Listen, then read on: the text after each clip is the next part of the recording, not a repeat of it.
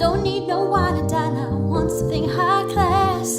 Like spending my nights at home, romancing the podcast. Take a deeper dive into these movies that are trash.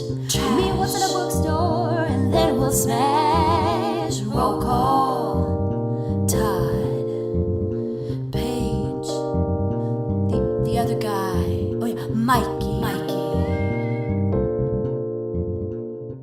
Thank you for tuning into Romancing the Pod. You had us at hello. I'm Paige Wesley. I'm Mikey Randolph. And I'm Todd Schlosser. And this week we watched The Lucky One. I picked this film. You did. Have you guys seen this movie before? Mikey, clearly you have. Yes, but let me tell you about it. Yes.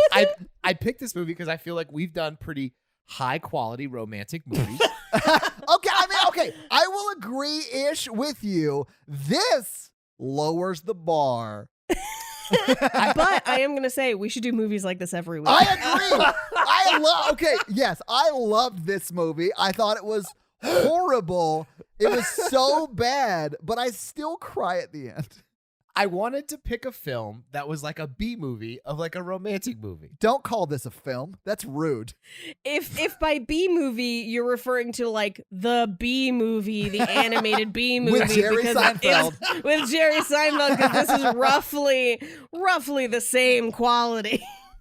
Agree, Paige. Agree. I did see this before, obviously, and I thought it was really weird when I saw it, but like kind of good, I guess. I don't know. It was something, and I was like, we should do this. So wait, Mikey, did you see it by yourself in the theater? Like, I saw it with, what year did this come out? 2012. I would like to say I saw it with someone I was dating, but I just remember it being terrible. You would like to say that. I don't remember the specific person, so it could have been by myself. The only memories I have of the movie are the movie itself of like, wow, okay. Like, what did I just watch? Yeah.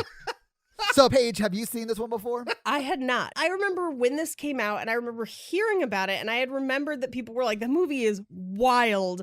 And then what I realized halfway through this film is that while I had not seen the movie, I had listened to another podcast talk about how wild this movie was. What?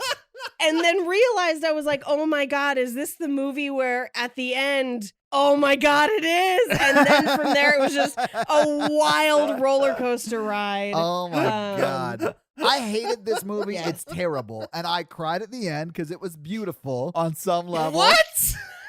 Where the treehouse fell?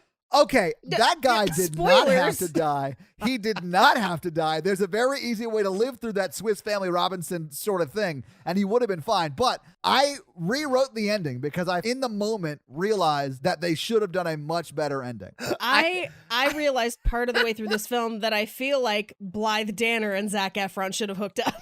Is Blythe Danner the ex? No, Blythe Danner's the grandmother. Oh, yes. I love her. First off, she is a national treasure. Yeah, she's Gwyneth Paltrow's mom. Oh, wait, Is she really? Gwyneth Paltrow's mom? She's Gwyneth Paltrow's mom. Again, another alternate version. His name is Logan in this movie. What if this movie was exactly the same, but he was Wolverine? Yeah,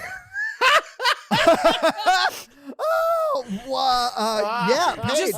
Honestly, Picture it. It'd be so good. Yeah. I mean, nothing would change. Nothing changes. Literally nothing changes. He is just Wolverine. I do think that that's how they got Zac Efron to do this movie. He was like, is this the new X-Men? And they're like, yeah, sure it was. Definitely. They convinced him by calling him Weapon X on set and only Weapon X. I have a theory about why Zac Efron did this movie, because this falls at a very weird time in his career where he had like come off doing a lot of teen stuff. Yeah. And was clearly old enough to be in, regular films, but was still getting cast in teen stuff.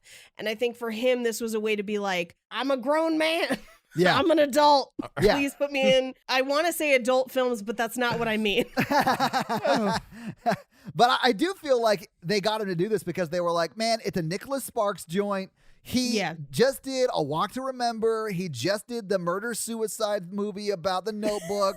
Yeah, Like The Ryan Notebook. Gosling's done it. Why don't you want to be like Ryan Gosling? yeah, who doesn't want to be like Rygos? So like he was like Nobody. he signs up for it and he like sees the end product and he's like, this was terrible. I knew we were in trouble because usually when I talk about what movie we're watching, they're like, "Oh, I love that movie," and like all the girls I know who like love romantic movies, and men too. But anytime I was like, "We're doing the lucky one," they're like, "Oh, huh." Yeah. Okay. Don't you think the woman was a little too old for him? I was like, Yes, that's why I was like, you might as well be Blythe Danner because this lady is like 40 and he's 25. Even within the narrative of the story, there seems to be a 20-year age gap. I'm not sure why no one is addressing it, and why Stan from Mad Men had to be the bad guy. He is Stan from Mad Men. I didn't realize that. Yeah. he's not just the bad guy. He's like cartoon villain levels of evil. Oh, yeah, hardcore. And I was like, but Stan was so understanding with Peggy's career. And it just colored the whole movie for me. What drove me crazy in this movie is that they will introduce some plot point that is like bad and then literally 3 minutes later resolve it. There's no like lingering stuff at all. Just like life. This movie just has... It has 4 Nicholas Sparks movies worth of plot lines in the same movie. That's fair, yeah. And there's such a simpler through line for an almost identical story. Yeah, absolutely. And they don't take it. They're just like every weird twist and turn we can take to get to the same place. That's what we're going to do. And it's just I'm here for it. bonkers. Yeah. This movie essentially is a woman taking advantage of her military vet employee and then her ex-husband dying.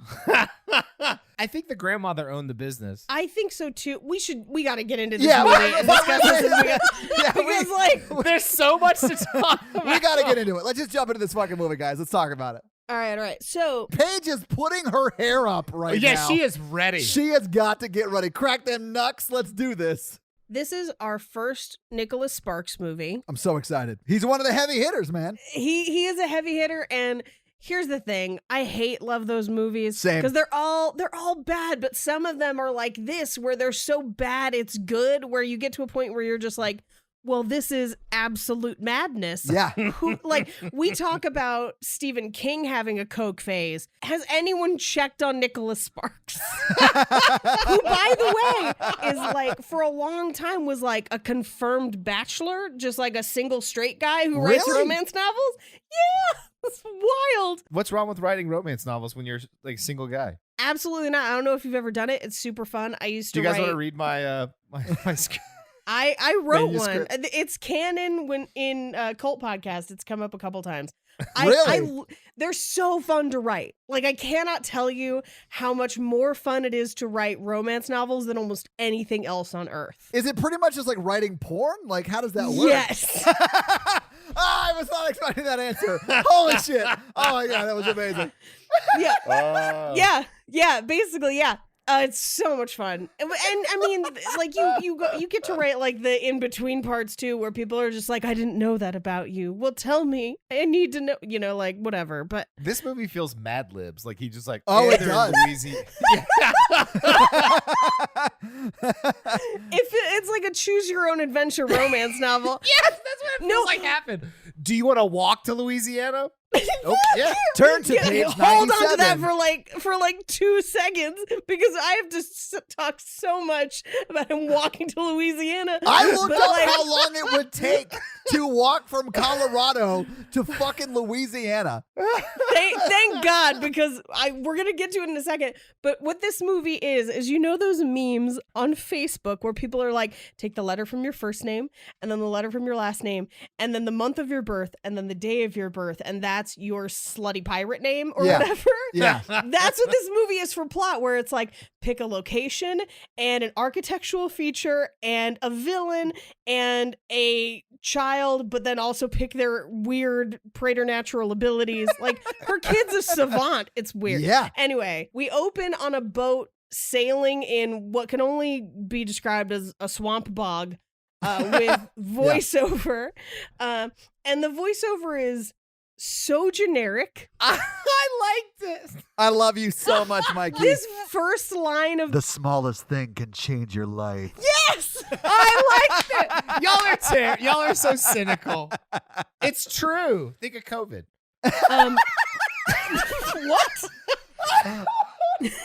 You're ridiculous, Mikey. My favorite is it ends with finding the light means you must pass through the deepest darkness. Okay. All right. You know, are you reading from a fairy tale? What's happening right now? Paige, it's not Voltaire. It's Dr. Seuss. There you go.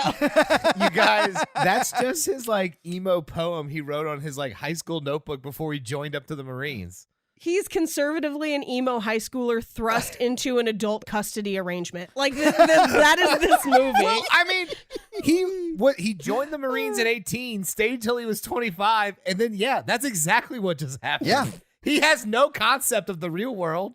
He has no concept of distances. Right. We'll get to it. So from the voiceover, we immediately cut to wartime in Iraq, where they're doing a night raid and they're walking through a house, stepping on the most glass. Like, I don't know if they were trying to be quiet, but they failed.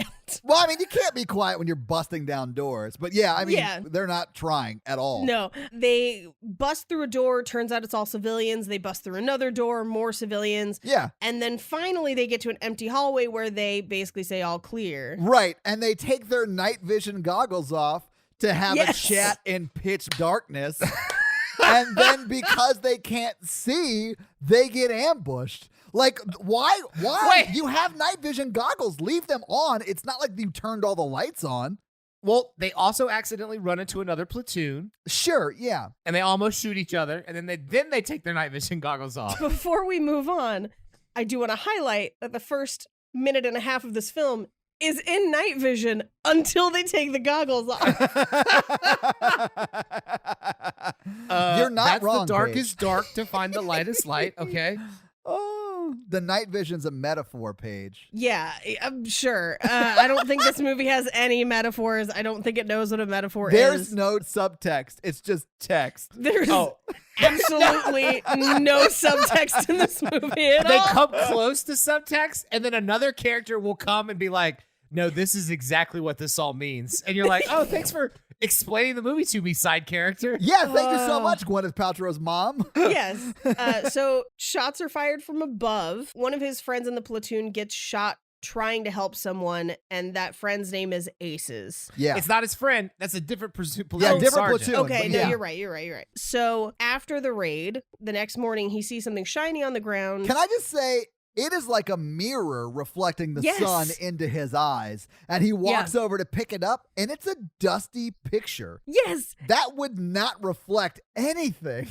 And then he spits into her face. What? He spits into the face of this photograph and then wipes it off with his thumb and is just like, a lady. And then someone calls to him. He's about to walk over to them, and an explosion goes off. Yeah. Just feet from where he's standing, exploding where he would have been seconds later. And kills the two guys that were there. Yeah. Yes. So the very next shot is him coming to, and it's all blurry. Oh, yeah. And there's his friend, who we learned Victor, is handing him that same photo. And he's basically telling him what we just saw, which is there was a mortar right where you were sitting. 3 other guys didn't make it. And then what he says is, but the coroner found this in your pouch. And then he hands this back. And I was like, why would the coroner just be going through the bags of people who are not dead? Like, what is happening? So what we learned is the coroner is a thief. And he just goes stealing shit. Yeah. And he felt like he should return this photo that also doesn't belong to you. Right. Also, they may have just assumed he was dead for a little bit. Maybe. That's what I think it must have been. But so his friend basically says, we saw you pick it up. It looks like it saved you, which that's a weird age. Yeah, no, this is when the side conversation. Paige, this is when I was like, oh, this movie's terrible. Because this soldier's like, hey, man, this photo must have saved your life. It's really lucky you can keep it around you the whole time. I was like, oh, okay, this is like the plot of the movie. Like, he's explaining the plot of the movie. Yes, he is. And then he never shows up ever again. Well, he does. He's the one who dies in the tank. As he's talking about how good luck of a charm the picture is. Yes. Oh. Yeah. Mikey. So he tells him it's a guardian angel, and then he flips the picture over and it says, keep safe, X, Yeah. which I took to mean like a kiss. Which I don't know is appropriate to send your brother. We don't know it's his. Well, here's the thing. We don't know it's the brother at the time because we don't find out it's the brother until 40 minutes into this movie. But if I were in Zac Efron's shoes, in my mind, clearly this is someone's wife. Yeah, I thought it was the whole Or girlfriend or, yeah. Until the ex shows up and literally feels up on Zac Efron later in the movie, I thought Yes. it was her husband that died because Right. that would have been a better movie. That's the movie I think this should be. Yeah. If I were rewriting this, fuck the crazy ex-husband. He's not in it anymore. No. The husband's Yeah. the one who died, and the quote-unquote villain in the story is grief. Like, we Right, don't need yeah. a physical villain. Yeah, absolutely. Guys, I don't want those well-made movies right now. I want this movie. Because this movie goes places other movies refuse to go. Yeah. Like to an army rave, which is where it goes next. Now, I have to talk about, I rewound it. I was boggled. Okay. Because Okay, Paige, I'm going to let you talk. I'm going to let you finish, Paige. But I have to talk about the soldier who brought his service weapon, like his assault rifle, in, and he was playing it like a guitar. That's not proper trigger safety. He's like literally strumming his assault rifle like a guitar. he is not the only one. I have this in my notes too. Okay. This is why I had to talk about this. So first of all, obviously, bands, comedians, people Yeah. go over and perform for the troops all the time. That's a thing. I have a few friends in Nashville that do that full time. Yeah. That's their job. I know a bunch of people that have gone Yeah. and done stand up for the troops. They love it. Everyone raves about doing it. They say it's great. Yeah, It's usually big shows. it is. This show is like 19 people. It's like CBGB's, like before it closed down. Like it's like a very small punk type show. I think this is the house band, you know? Why would there be a house band in Iraq, Mikey?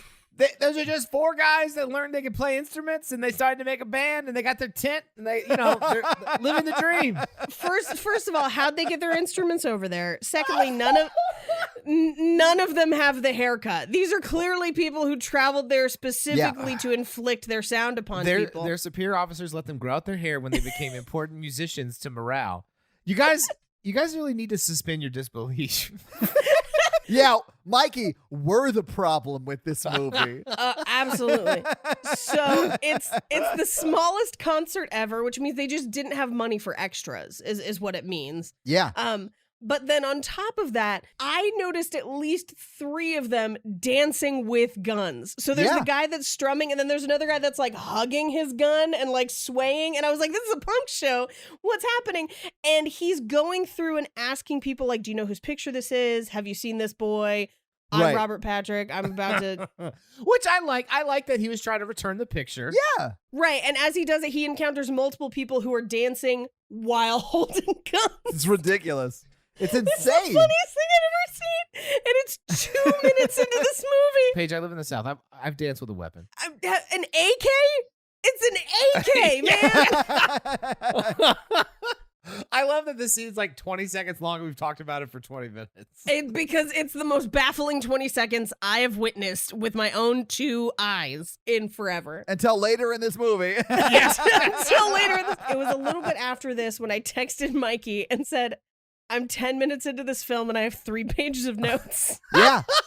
We cut to 8 months later, and we know it's 8 months later because it says it on the screen. Yes. Mm-hmm. And they're traveling in. It's not a tank. It's A Humvee. It's like a Humvee. Yeah. Mm-hmm. It's like an armored personnel carrier, I think is what it was. Right. Zac Efron's driving. His friend Victor is in the back seat, and he's talking about the photo where he's basically saying, I'm telling you, you got to set eyes on that girl. You got to thank her. And this is where we see Zac Efron put the photo, he kisses it, and then he puts the photo in his helmet, Yeah. which means that it's just like covered in head sweat all day. Hell Good thing yeah. it's laminated. So he puts the helmet back on. We get a close-up of a water bottle. During this conversation, we hear that they've had a bunch of close calls, but they always seem to stay safe. Yeah. And at that point, there's another we don't know if it's a shot or an explosion. I'm guessing explosion. I assumed it was like a IED. Yeah. Because I think the Humvee turns upside down. Yeah. Yeah. Well, and the coolest thing about this, and the only cool shot in this movie, is the water bottle kind of like explodes and melts as it blows apart, which is kind of cool. Yeah. And then Zach's face is all like sound waved out. Yeah. Yeah. Okay. It's great. Confession time. So after I got done watching this movie, I was like, this was so bizarre. Yeah. I was like, I've got to read what the synopsis of the novel was because none of this makes any sense. Oh my God, yes. So in the book, All right, we're going there. Zac Efron's character, Logan, has a gambling problem and he loses a bunch of money in poker in Iraq until he finds the photo. It also helps with his good luck charm. He starts winning a bunch of poker because that guy who told him that the picture's good luck was like, he got him back in the poker game after he survived the IED blast. He wins a bunch of money in poker, and it's like a good luck charm. It just becomes this good like poker charm and a good luck charm in the war zone. Because I was like, why? None of this makes sense. So apparently he had a gambling problem, and he would take the photo off and rub it, and he'd get a good hand or whatever. I'm sorry. Your choice of words there concerned me a little bit. Well, you know what I'm saying. So we cut to after this explosion, Zac Efron is sitting at a bus terminal. Yeah. And he's triggered by gunshots in a video game, which is a super common thing for people who come back from war. Same thing with fireworks. It's really sad, but it's going to come back a little bit too, where he's not fully okay. Yeah, he's got some PTSD he's struggling with, which I think is completely understandable. He's done 3 tours in a war zone. Yeah. The next shot is him walking home from the bus. And this is insane. No one wanted to pick him up. I know. What the hell? Listen, okay, and I'll say this. I get that he likes to walk places. It's ridiculous. But I understand that this is a world in which this character likes to walk places. If your son, if your friend, whoever had been in war for at least 8 months, right? We know he was over there for at least 8 months. You would go there and pick him up. Or if he demands to walk home, you'd go there and walk home with him. Yes. Where's the welcome wagon? No, it's not even that. He's been in war for 6. He's done 3 tours, and tours are 2 years each. Like he's been at war for 6 years. I mean, he'd probably come back in between. I mean, yeah. My point is still valid, Mikey. Well, I mean, the only person who's excited to see him is his dog. Yeah. Well, I mean, in the next few scenes, you learn that his brother's family really just doesn't give a shit about him that much. Yes, because so first of all, the kids run out from the garage and they do not recognize him. Right. And they don't even know who he is. And I was like, did they not tell these children that their uncle was coming home to live with them? Like, why didn't anyone know he was coming? It's terrible communication, at least. Yes. Then we cut to inside the house where the kids are playing video games, which does trigger him again. He drops a dish. Mm-hmm. But then these kids are assholes about it. Right. Oh, so Paige. Okay. So Paige, did you see the kid with the camcorder, the handheld camcorder, following the kid who's about to be an asshole walking in, said, "You're going to be famous on YouTube." Like, yep. He literally, they're doing this to like, quote unquote, prank someone with PTSD, which is a horrible thing to do and a very bad idea. Is this where he choke slams the kid? Yes. He does.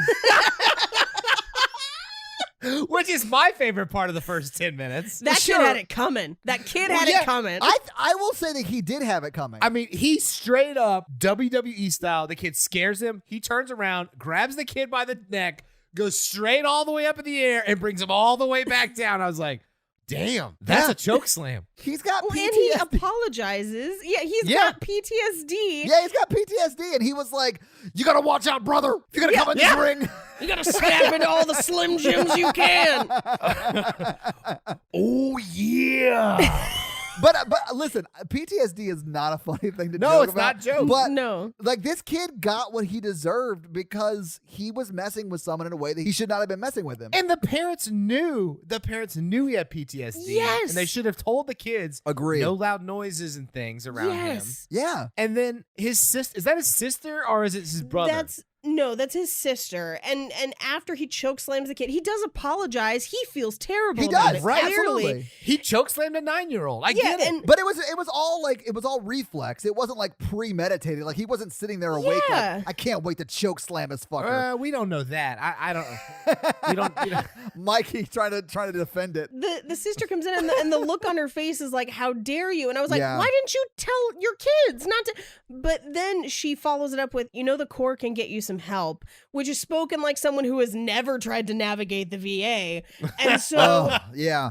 in a way, she's blaming him for it. And I was like, what is wrong with you? From a mental health perspective, look at the language she uses there. Yes. The Corps can get you help. It's not like Yeah. we can get you some help. We need to get you some help. There's no we there. It's like it's a you statement. It's a Yeah. you need help. You need help. Blah blah blah. Not that and- our kids or our family are going through something hard. Well, here's the thing. What she should have said was, I apologize. I'm sorry. This is a misunderstanding. Let's all talk to the kids about how we can make this work.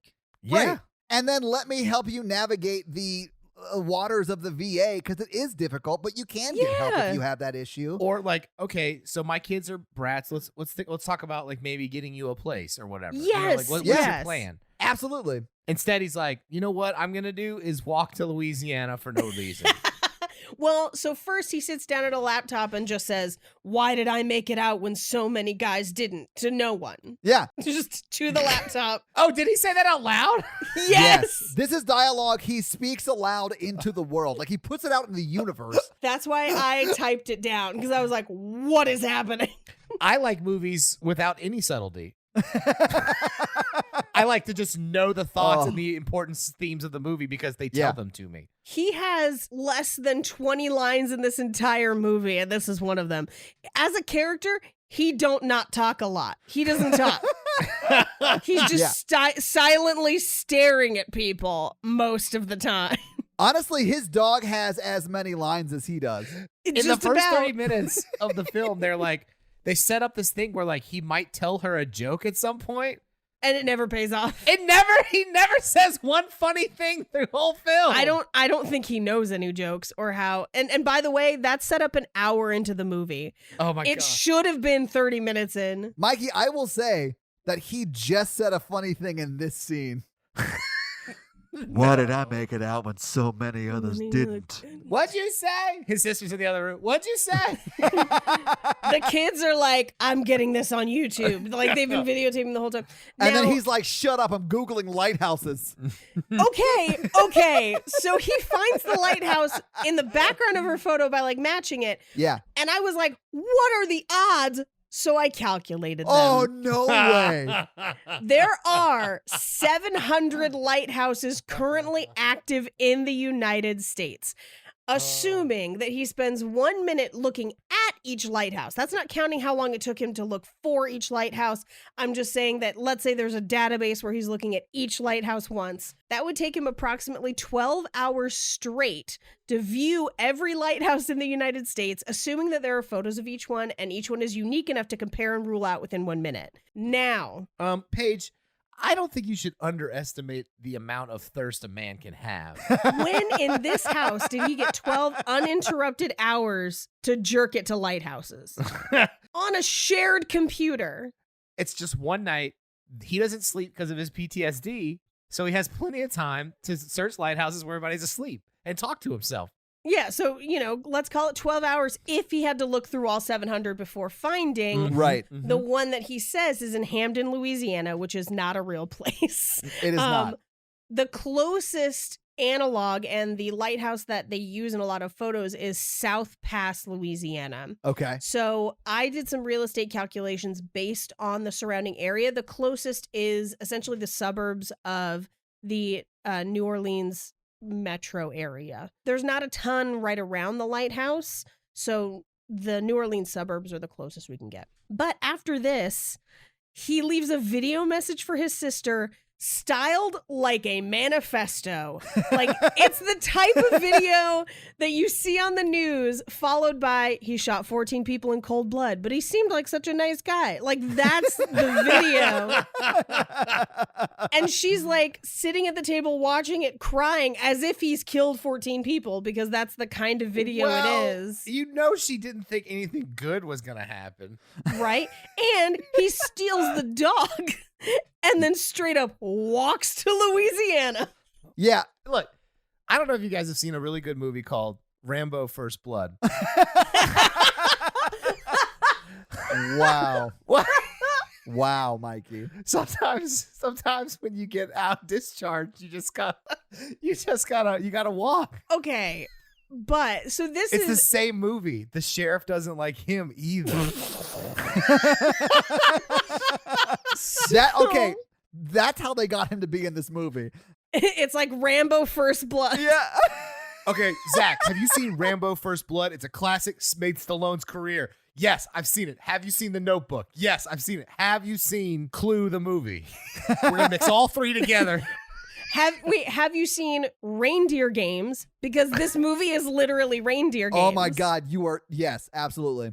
With Ben Affleck? Yes. Yes. Because he's in prison and the guy gets killed, but he has the picture of the sister, so he gets out of jail. Oh, And then, yeah. it is Reindeer Games. Wow. So this whole section where he's walking to Louisiana is just a montage of him walking through different places with the dog, like it's nothing, like it's totally easy. And I just kept typing, how far is he walking? Like, where did he start to end up in Louisiana? He started in Chicago. No, he started in Denver. He started Oh, in Denver, Colorado.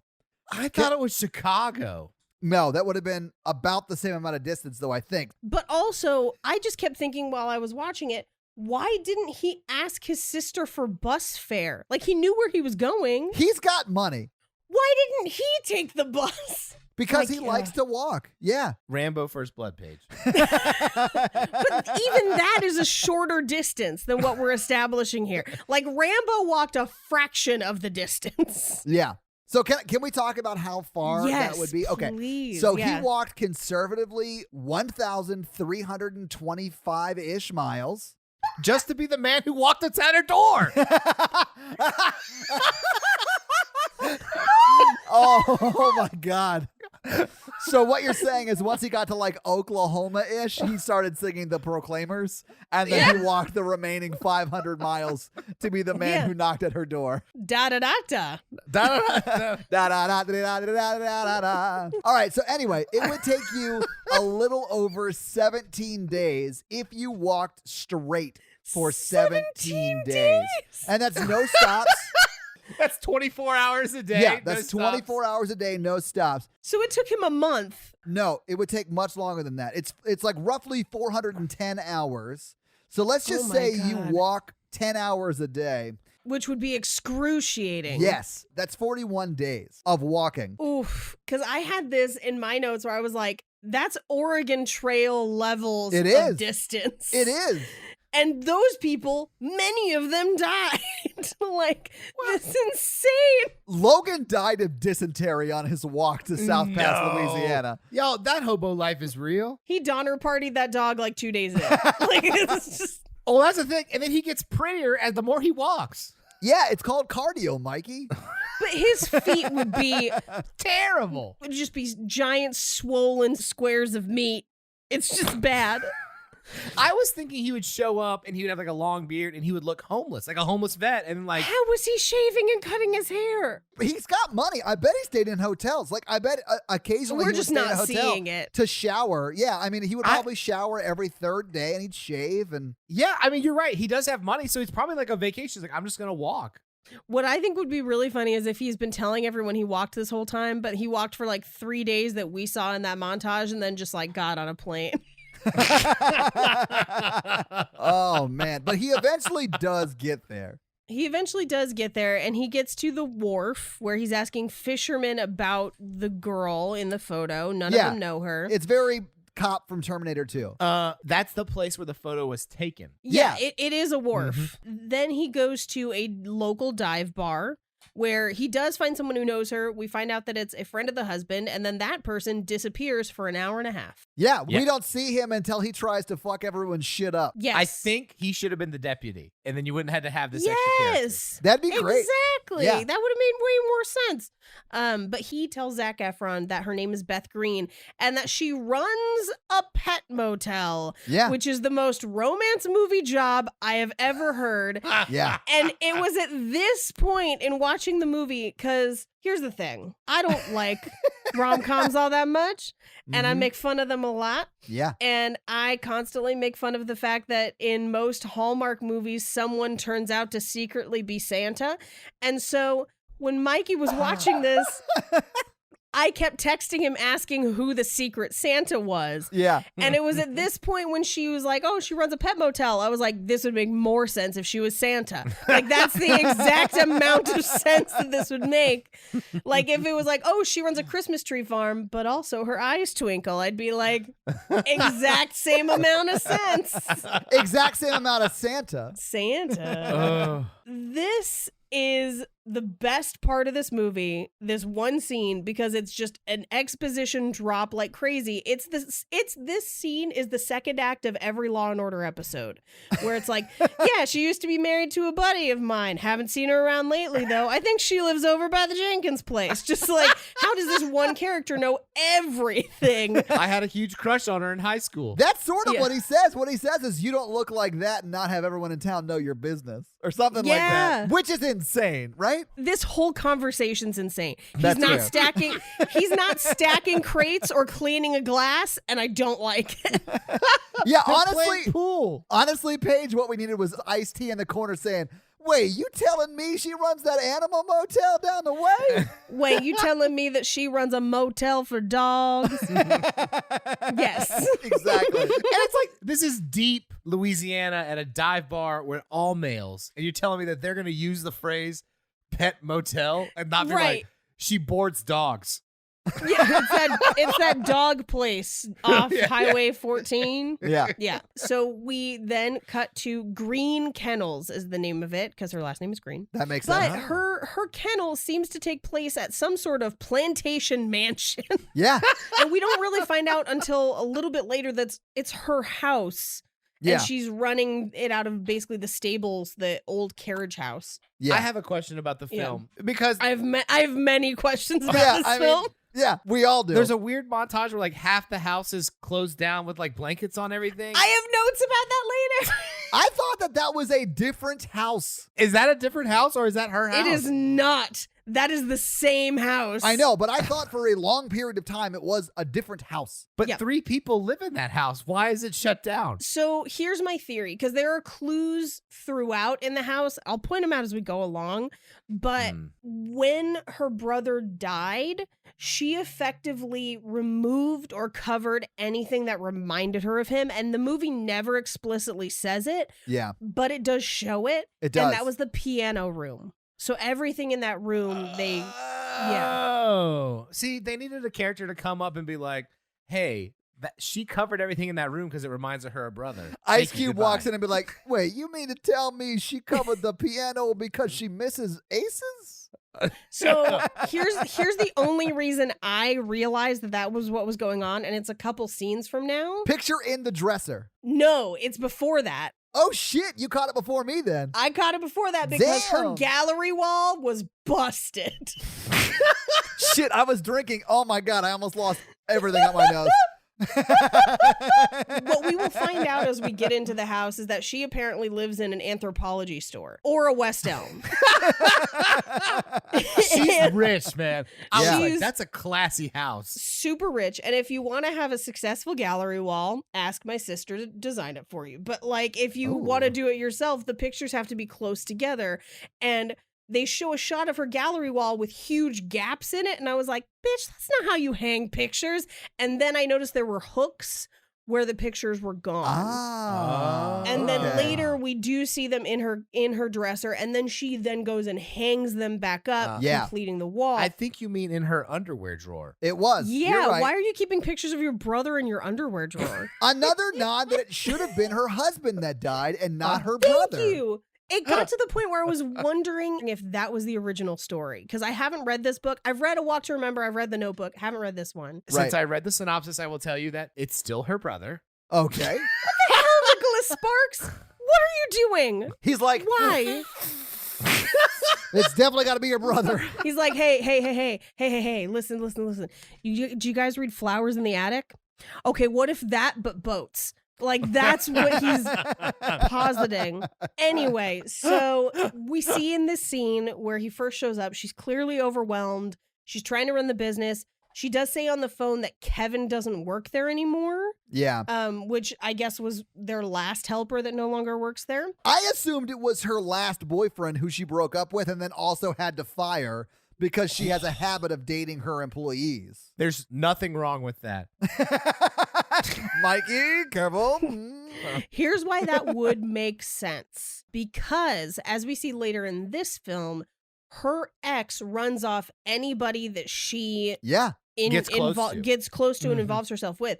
So it would not surprise me, and this movie doesn't tell us about it, but it wouldn't surprise me to find out that, Zac Efron is one in a line of dudes, and he's just the one that fought back. Yeah. So he's about to tell her, like, I'm here to find you. And she's like, oh, you saw our ad for a job. Great. It's 6 days a week. And I was like, what kind of jackass work week is this? Like 6 days a week? Mandatory overtime and weekends. Yeah. Well, so he's telling her about it, and he says, I worked with bomb dogs, and she says, oh, you were a cop, and he says, no, I was a Marine, and she instantly switches. Yeah. It's almost like by Marine he said, no, I was a vampire. Like, it's just her reaction is immediate. I honestly feel like it would have been better if he had said that, because then she would have been like, oh, so you can only work nights? But instead she treats him like being a Marine is a bad thing. Like, I don't know. It seemed insane to me. Because when she first said, why don't you just not fill that out? I was like, oh, she's just going to go ahead and offer him the job. That's what I thought. I know. And then she's like, now get the fuck out. Like what? Did he mention walking there from Louisiana? Yes. That's what it was, Todd. Oh, yeah. okay. So, well, no. Because see, she's like, you don't have to fill that out. Just give me your phone number and I'll call you, which clearly means she's not going to call. Right, Mikey? You've heard that before. Yeah. I mean, me too. And then she kind of like turns on a dime and she's like, why would somebody drive from Colorado to Louisiana anyway? What are you hiding? And he was like, I wouldn't know. I walked. And she was like, you walked?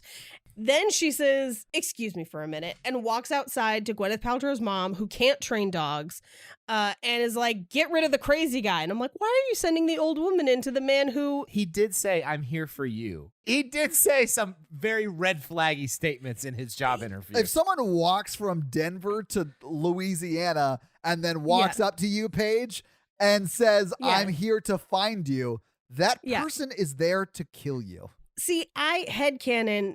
I thought that she didn't register that because she doesn't seem to register it for the rest of the movie. Yeah, she forgets it conveniently forever. Yeah. Immediately. It's plot-driven amnesia, Mikey. Yeah, and so Blythe Danner comes in and she's like, are you crazy? She thinks you're crazy. And I was like, way to blow up her spot, Gwyneth Paltrow's mom. Thanks a bunch. Thanks a bunch. I think Blythe is the best part of this movie. She is. She's the best character. I love her to death. Yeah, I didn't realize she was Gwyneth Paltrow's mom. So she asks him, why do you want a job cleaning cages? Why did you walk here from Colorado? And he says, it seems like peaceful work. And what he doesn't say is, I'm stalking your granddaughter because I've been carrying her photo in my hat. Which is what is actually happening. You make it sound like he's Johnny Appleseed in Colorado. Like, he wasn't wearing it in his hat. He wore it in his helmet, and then when he left the war, he put it in his wallet or something. Yeah, he's been planting the seeds of love. Yeah. Okay, here's what I don't get. At any time, he could have been like, I found this photo, and coincidentally, when I was finding it, a bomb went off and it saved my life. And I tried to find who owned the photo, but it was a good luck charm. It got me through my tour. It meant a lot to me. And I know this is really weird for you, but I had to find the person this belonged to. And I think it would have gone fine. Yeah, I think so too. I think him not saying it makes it weird. Yeah. Yeah, right? And then like... And I don't think they would have gotten together or anything. I think he would have walked back to Colorado or whatever. I think he could have been like, I think he would have still got the job. I mean... Oh, you mean if he wanted to stay? Yeah, sure. Yeah. Yeah. I mean, essentially, he is just a weirdo drifter at this point in the movie. So He is 100% a drifter. He walked here from Colorado. I know he drifted from Colorado. He drifted. He didn't use any meth to get there, allegedly. He didn't need to. I think he was just high on picture luck. But he also somehow in this scene is the dog whisperer. Yeah. Where like he immediately is just like down, like doesn't even give commands, and the dog is like psychic, got you, and like hangs out. I got so jealous. That part of the movie, because I watched it with my dog, and she was super into the movie because all the dogs, and Thor, his dog's name, followed so many commands and was so loyal and nice, and like I just got so jealous. I just need to point out that this movie is about someone finding their person, right? And Mikey wishes that he was Caesar Milan in this movie. He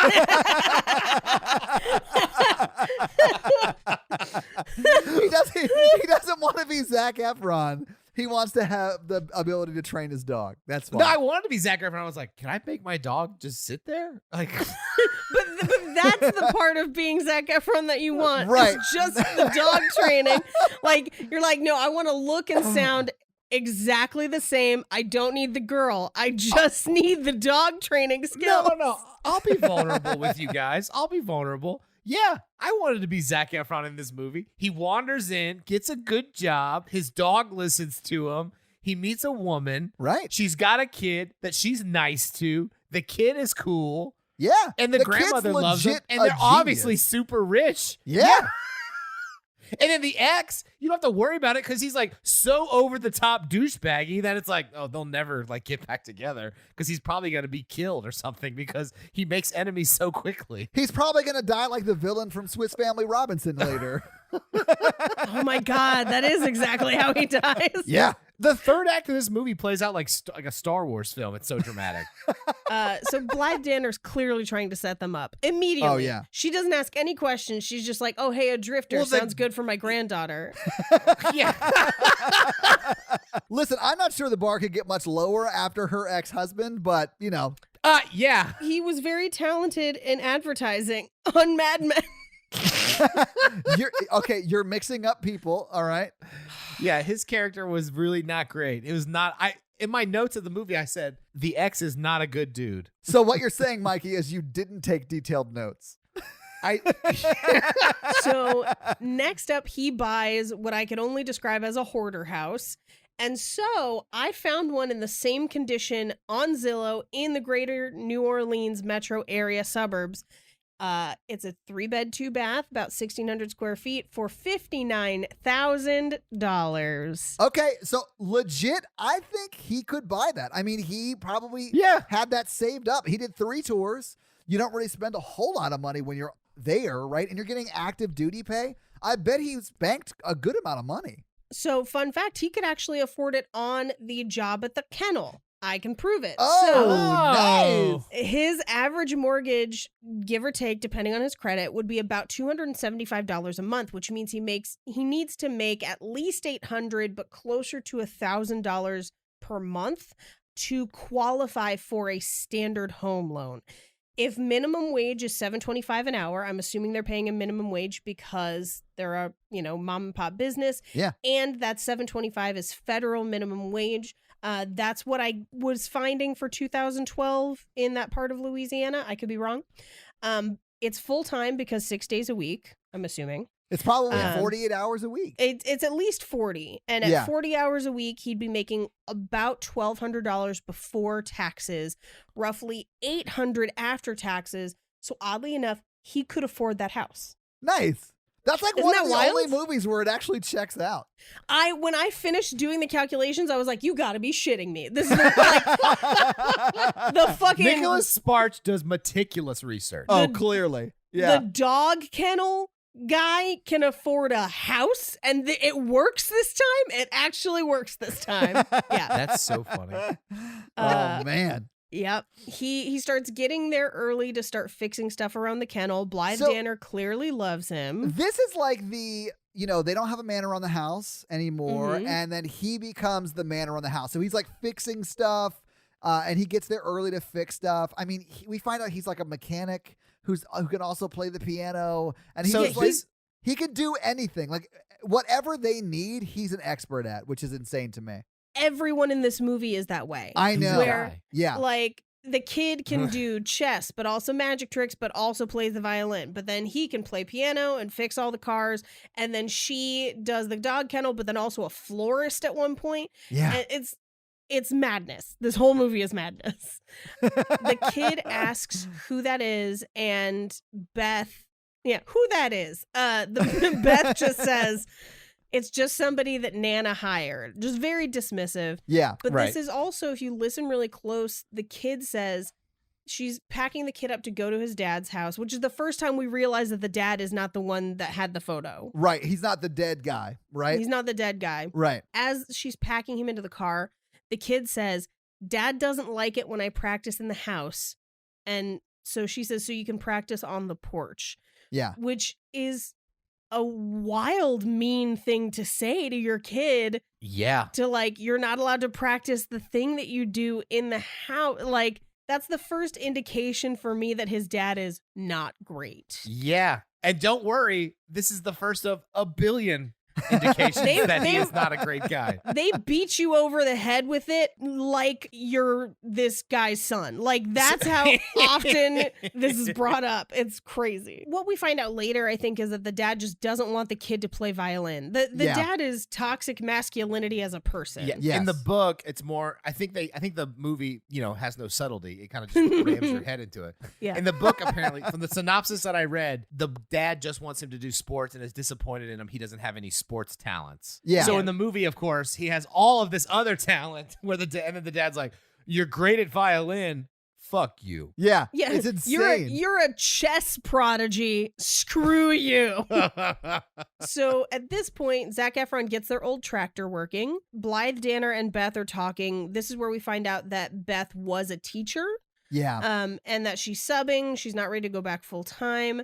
But this is where she says, do you think he has an off switch, referring to Zac Efron?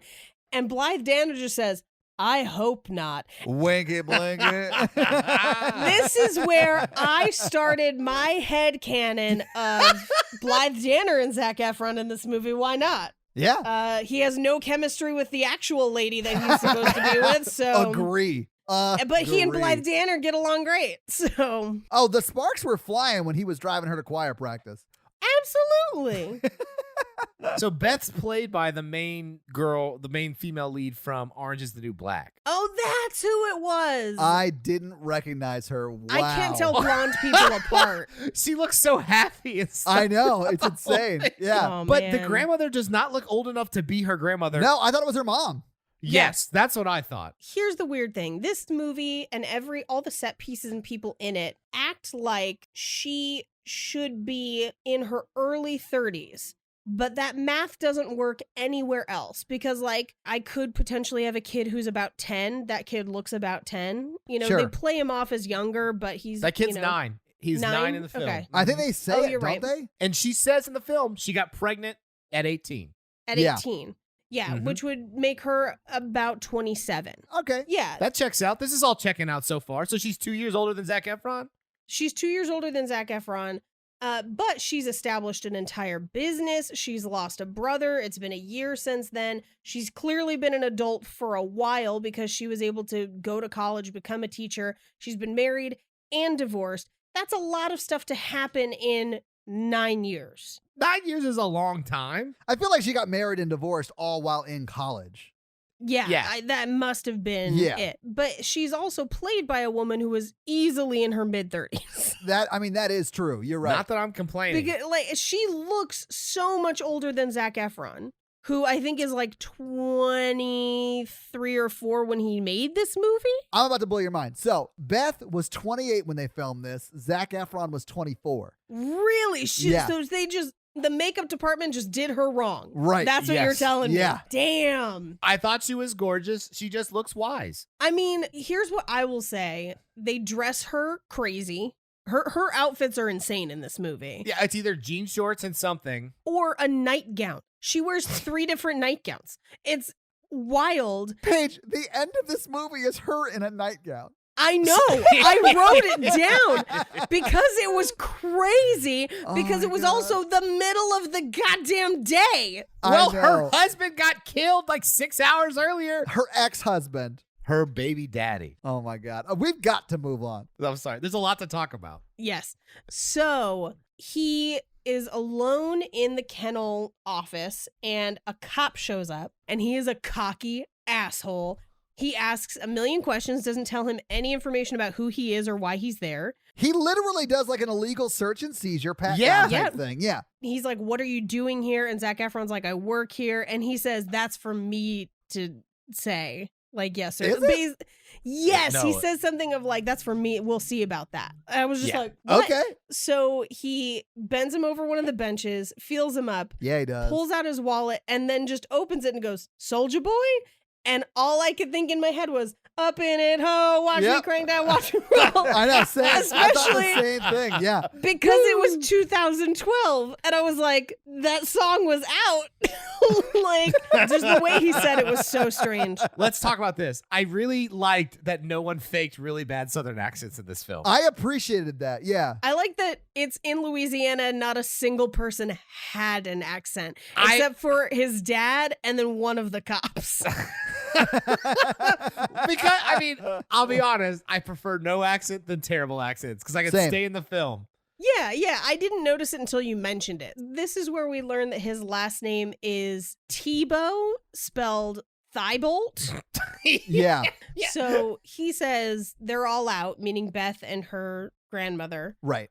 Do you want me to give Beth the message? And he just says, tell Beth I'll see her at 4, and then just like stomps out, which gives us no information other than just like, man, that guy's a dick. Yeah, well, I knew that was the husband, the ex-husband, I should say, you know, at that point. And going back to Rambo First Blood, because that movie and this movie are the only two movies I've ever seen a police officer treat a war vet with any sort of like crazy disrespect. I mean, I'm sure it happens in real life. If you asked veterans experiencing homelessness, I'm sure they would have some stories for you. Oh, yeah. Yeah, but like not like a guy at work. You know what I mean? Like, yeah, no, that's true. It is pretty crazy for a cop to just walk into your office like, Mr. Anderson. Like, it's just a weird thing to happen. Yeah, and we're still at war at this point. Like, that's true. You've been in the Iraq War. Ooh, Mikey, we're still at war at this point. Yeah, like right now.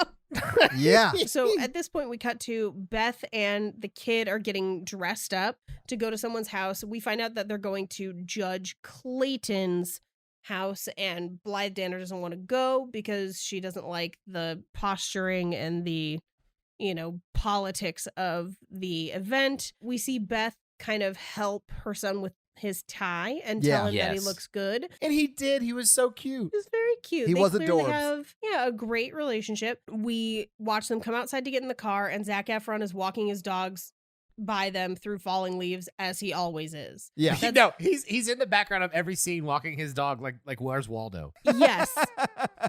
But instead of a striped shirt, it's flannel. It's just flannel with a dog. We get to the event, which is at the local judge's house. And this is where we meet the evil policeman, but not in uniform. We find out that that's the kid's dad. Yeah. And he immediately criticizes that kid's tie.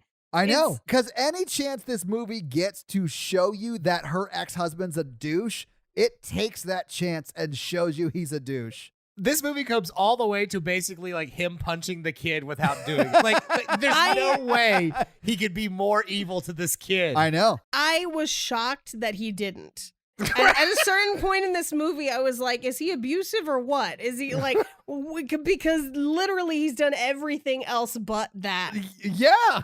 I mean, he is abusive, just not physically so, at least that we see. He's emotionally abusive. Yeah. What we also see in this movie is he leans in for a kiss and she avoids it, and he forces a kiss on her neck. Yeah. It's real uncomfortable. Also, why? They're divorced. This scene made me mad because he was like, ooh, you look so good. I should have never let you sign those divorce papers. Yes. I hate him so much. He's I mean, he's good in Mad Men. But yeah, no, I know. He's good in this because you hate him in this, right? You're supposed Well, to. it's not hard. It's like you show a character murder a bunch of innocent people. You're like, maybe that guy's not great. I don't know. Anakin Skywalker got a redemption arc, so well. anything can happen. And then Dexter said, hold my knife. But yeah. Right.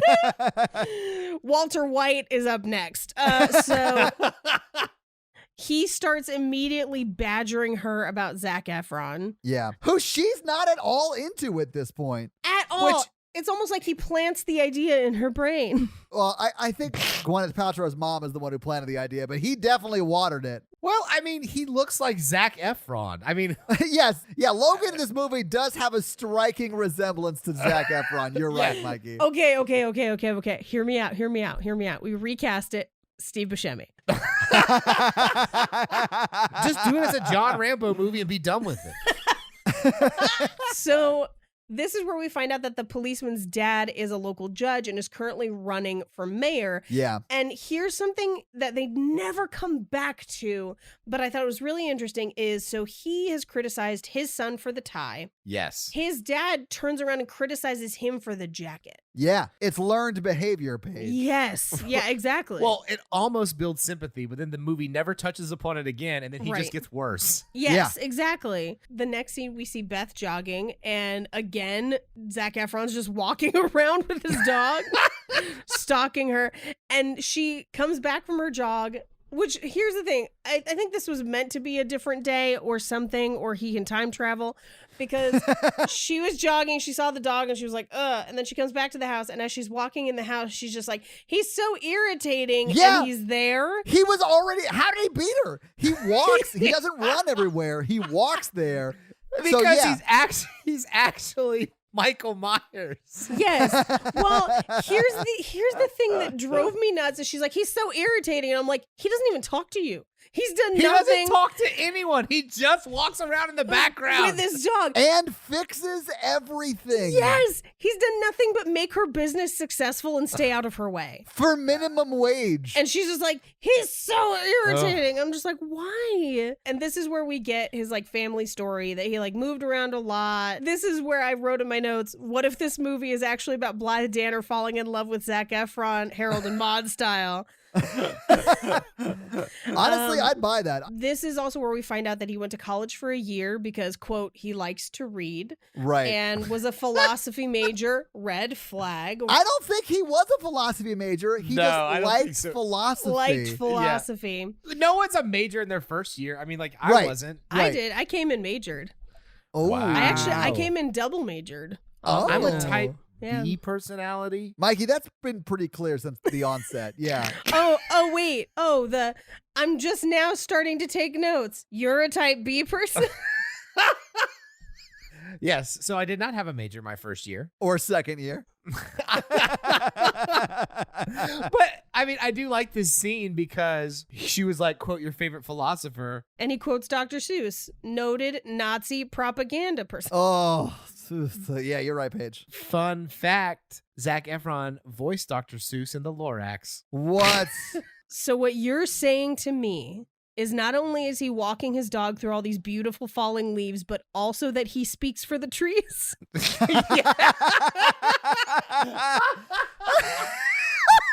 Oh my God. I think my favorite part of this movie is that it seems like he's walking everywhere, but there's only 3 backgrounds to this movie. There's Yeah. the house, the barn, the lake, and some weird bridge in the middle of the woods. Yeah. Yeah, I think he's just walking in circles. And we're just seeing everything take place within that circle, and he just happens to be passing by. Like he's the unreliable narrator for this story, and we're only seeing the things that he sees as he goes on his daily walks. So we see Beth subbing and teaching. She is clearly very good at it. Yeah, well, and the principal is like, hey, the lady who you're subbing for is not coming back after she has her baby, so we need a teacher. And then Beth is like, no. I'm not ready Right. for all that. Yeah. This is where Zac Efron, again, is walking with his dog and comes across the kid fiddling Whoa. or playing his violin in the treehouse. There you go. Kid fiddling does not sound right. Yeah, there's no kid fiddling in the room. He's playing his violin. Right. Yeah. We then cut back to, we see a lot more of the house at this point, her house, which this is where I noticed the busted gallery wall. Yeah. Her house looks like a Martha Stewart living spread. Like it's perfectly curated. Well, it's Blythe's house, right? It's the grandmother's house. It's like the family house. I think so. Where they're watching him through the windows, and she has this look on her face that kind of makes it seem like maybe she's feeling something, but for no reason. Like they've had no interactions. He doesn't have a shirt on. Okay. I mean, I will grant you that he's an attractive man, so I could sort of see her like staring at him a little bit. Yeah, even though there's no like emotional connection yet. And she's not dated anyone, and this is a small town, and that's Zac That's Efron. true. She hasn't dated anyone since Kevin. He set the bar so low that anyone could have walked from anywhere. Not the husband, Kevin. I Kevin, do like the headcanon of Kevin, the former employee / boyfriend that we've never talked about.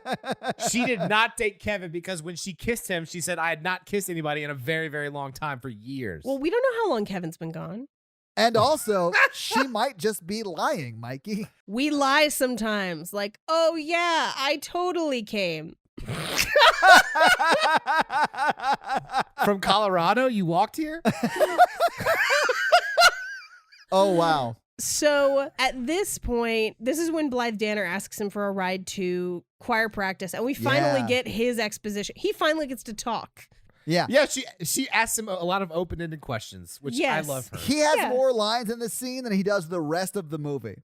Absolutely. This is where we find out that her grandson, Beth's brother, is who had the picture. Right. Yes. And that's kind of how we're putting this together. This is also where we find out that he's 25. He did 3 tours. This is where she also talks about, and this made me cry a little bit. Oh. Because Paige. she talks about how she has learned to treasure the memories that she was able to make with someone, not mourn the memories that will never come. Yeah. Which is a very great way to think about death and grief. It's a profound statement. Yeah. But yeah, I was just like, Why? why? And then he comes back to the house. No one's home, and he's walking through the house. And this in my notes is where I was like, I notice again that there are photos missing from all the gallery walls, because there's multiple gallery walls in this house. And I just said, headcanon, their wedding pics are pics of the brother. And then that paid off 3 scenes later. So this is where he plays the piano, and the kid is lightsabering through the house. But he's playing a weird arrangement of the Star-Spangled Banner, almost like an accompaniment arrangement. I honestly didn't get that that's what it was. I didn't get that either. I thought he was just playing something random. Yeah. It's the only reason I kept getting it is because it would be certain portions of the melody and then it would cut to the harmony. And I'm like, if you were singing this is what you would play behind it. But and he's playing it slow and it's real strange. It's a really moody version of it. Well, yeah, because it's his piano version of Walking. He's like, this song comes all the way from Colorado. we cut to the mom and the kid cooking together. And this was my favorite thing the kid did is he just jumps out of the doorway and goes, do you like jambalaya? No other information. And then he just straight up invites him over for dinner without asking or anything. He does, yeah. I thought that was sort of sweet. Yeah. I like it because the mom's like, I'm sure he has plans. And he's like, I have literally not talked to anyone in 3 weeks. The dog can wait. I left him a lean cuisine. At this point, they sit down at the table and the kid is basically having conversations for them. This is where we find out that she had a scholarship to Tulane and got pregnant and went to state instead. And that she runs to clear her head. And this is where we find out that that's why he walks. Oh. And he makes a deal with the kid that if the kid can beat him at chess, he'll do the kid's dishes. Little does he know that this child is a chess hustler. Yes. And the kid obviously has no positive male role models. He attaches to Zac Efron immediately because Zac's nice to him and shows interest in his interests. Yes. And this is also where he says, you're the one with the secret. The piano. And his face is surprised. But you're supposed to feel like Zac Efron feels like it's about the picture. Yes. And you're like, that's ridiculous. There's no way the kid would know about the picture. Right. So like Yes. it's like the movie wants you to be like, oh no, but there's no way it could be that. So like Right. I don't know. Right. But then it's also, ridiculous. like, the picture isn't that big of a deal, in my opinion. It's not at all. No. He's also really good at magic tricks. Yes, he and is. Yes. The kid is, not Zac Efron. The kid is. And this is where we find out that the kid doesn't like to play violin in front of people, Yes, he feels he's not good enough. which is because someone has told him that he's not and he can't practice inside. In like the saddest moment of the film, he runs to go get his magic trick stuff because he asked if he could play violin in front of him. And he said, no, but I'll do magic. He runs off to get his magic stuff. And the mom is just like, yes, he won't play in front of him. Like, says it in the saddest tone possible. Yes. Because he believes he's not good enough. And might as well just said because of his father. Like right Yeah. there. 'Cause, like you're just like, oh. I want to point out that Mikey thinks this is the saddest moment of the film and not when this child's father dies right in front of him. At that point, everyone hates the father, including the son. I feel like the very next scene, like the next couple minutes of the scene, are actually a little bit sadder, where he's clearly so excited that he has someone who will sit through his magic tricks and be interested and give him the time of day, that when his mom is like, okay, it's bedtime, it's time to stop doing magic tricks, he flips the fuck out. Yeah, he gets real mad. He's so upset. It's like he's finally found somebody. Then we find out a little bit after that the last person who really invested in him as a male role model was the brother, Yeah. who's now Right. dead. Magic was their thing, and it's been hard on everybody. Yeah. At which point Blythe Danner shows up drunk. From Like, choir that's literally practice. the next thing that happens. Yeah, from choir practice. She doesn't drive home, though. It's fine. She's got a DD. Yeah. Did you guys notice the card that Logan picked as his card was the Queen of Hearts? Yeah. Yeah. I love when Mhm. movies do those like really sappy, silly things. You're like, yes, I "Aw, do too. I was He like, yes. chose Beth's card because Beth's his Queen of Hearts. Oh. And I loved that she creepily stared at them silently throughout all of these scenes. He was just like, You can't see that, but It was hilarious. yes, play with my child. Yes. I mean, she looks like she's like really creeping on him, like drooling. This is also, as they're escorting Blythe Danner inside, he's basically saying, I never fully explained why I came here and I can't find the words. And she just says, another time, maybe. Which for me is like, when she eventually finds out about the photo, she reacts as if it's a total mystery and she can't Right. believe it ever happened. And I'm like, he has actively started to tell you this 4 other times in this movie, and you've been like, Yes. don't worry about it next time. You Yeah. never thought that could be what this is? Well, she never gets mad at him for lying. She gets mad at him because it's like, you killed my brother to come here. Which, that is so crazy, but that is exactly what she says. I know, but there's no way he killed her brother. Like, and we'll have to talk about this when we get to it because I have thoughts. We cut away and we find out that her husband is like staking out the house. Yeah, that dude needs to get on Tinder or something. Like, move Yeah. on with his life. Well, we also find out that the reason they broke up is because he just kept cheating on her. So clearly, Oh, because he was on Tinder and he was getting on with Yeah. it. Yeah, okay, my bad. Which, this is like 7 more tally marks in the scene of like comic book villain ex-husband. Yes. Yeah. We cut back to Zac Efron goes home. He hides the photo under his, I assume, philosophy books. And then we have kind of a similar scene where she starts taking the pictures back out of her underwear drawer. Yeah. Right. Of her and her brother as kids her on like and her the beach brother. or whatever. Yeah. Yes. Oh, and so weird. this is where I kind of cried a little bit again, but they go to the grave. Yeah. And then I realized that we were only 35 minutes into this film. That is 2 hours long. Yeah. Up to this, we have only Yeah. covered 35 minutes. We've been recording for almost 2 hours. Oh, no, we're doing it again. Oh, God. So at this point, she shreds the garden as if she has super strength. Because I don't know if you've ever tried to pick up a planter, but they are heavy. Yeah. And then she just like attacks the walls with her shears.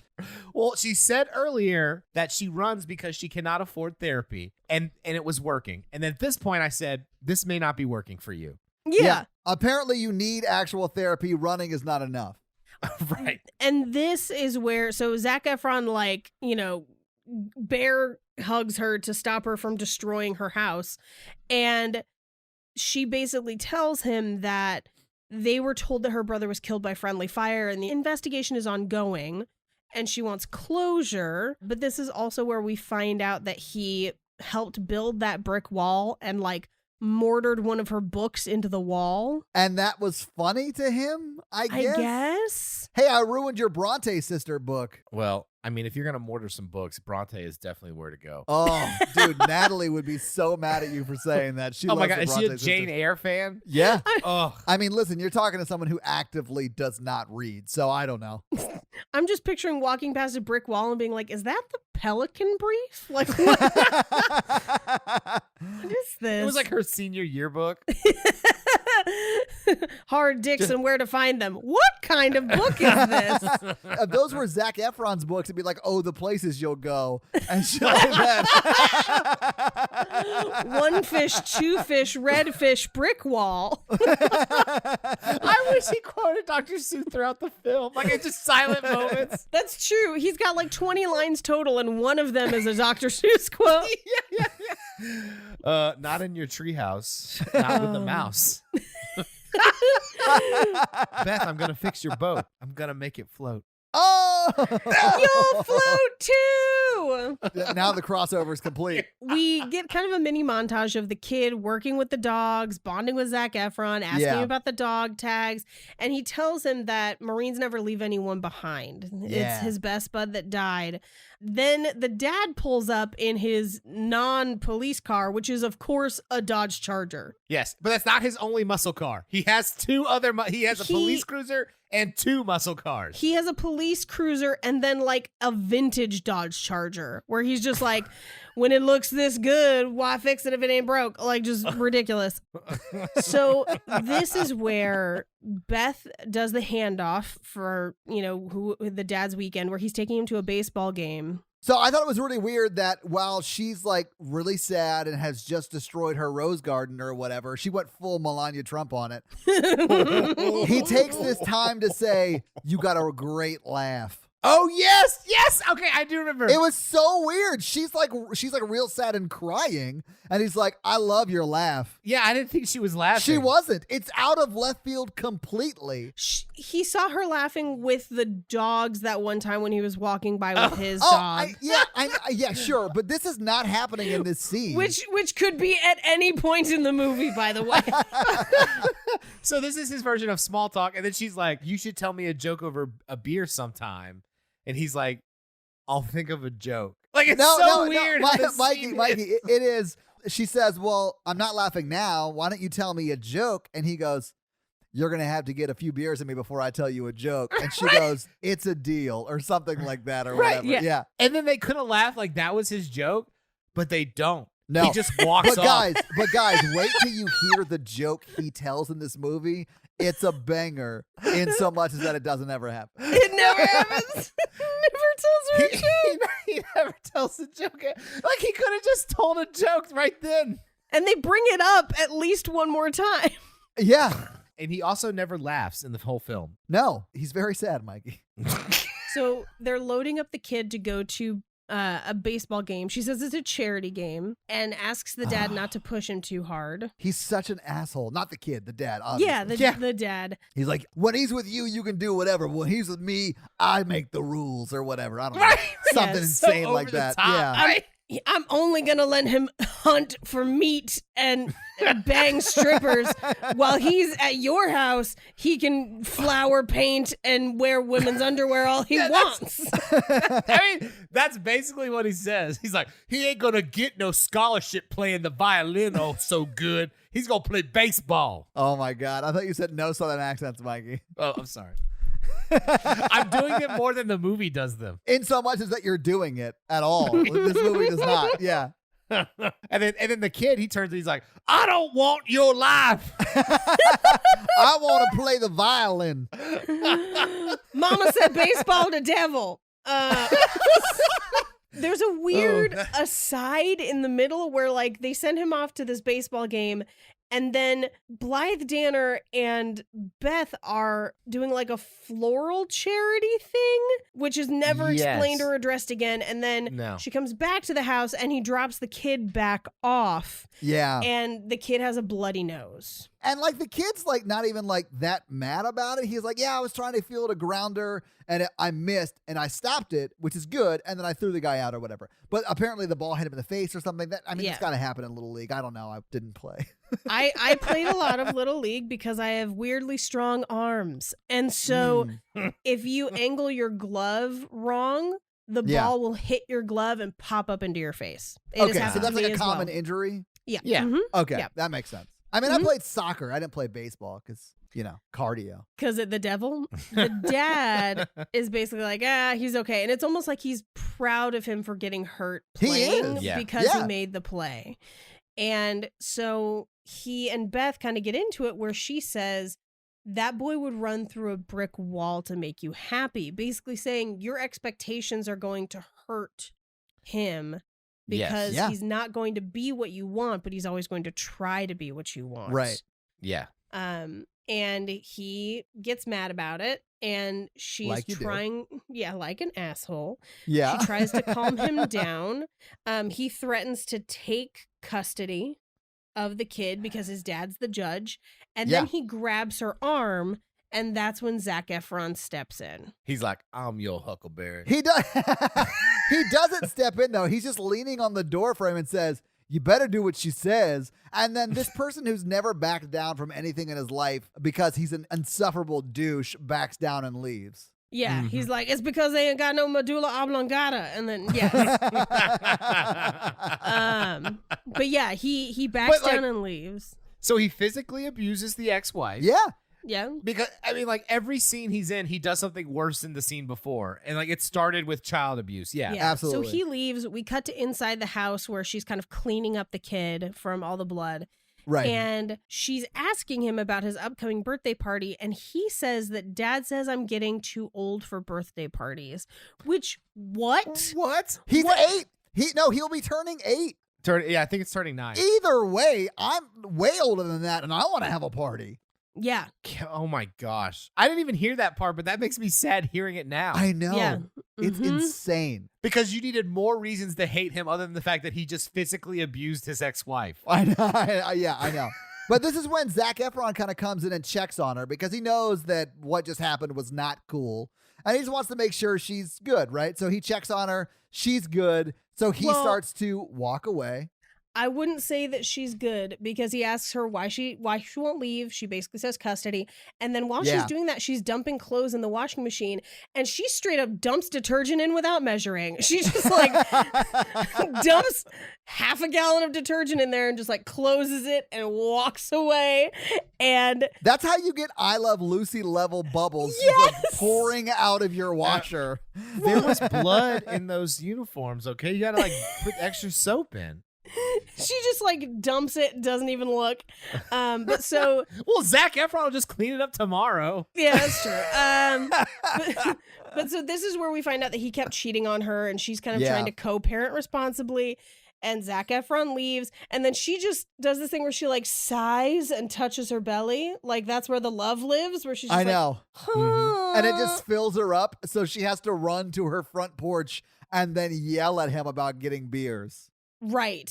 And cut to Blythe Danner being like, "Ooh, beers, can I come?"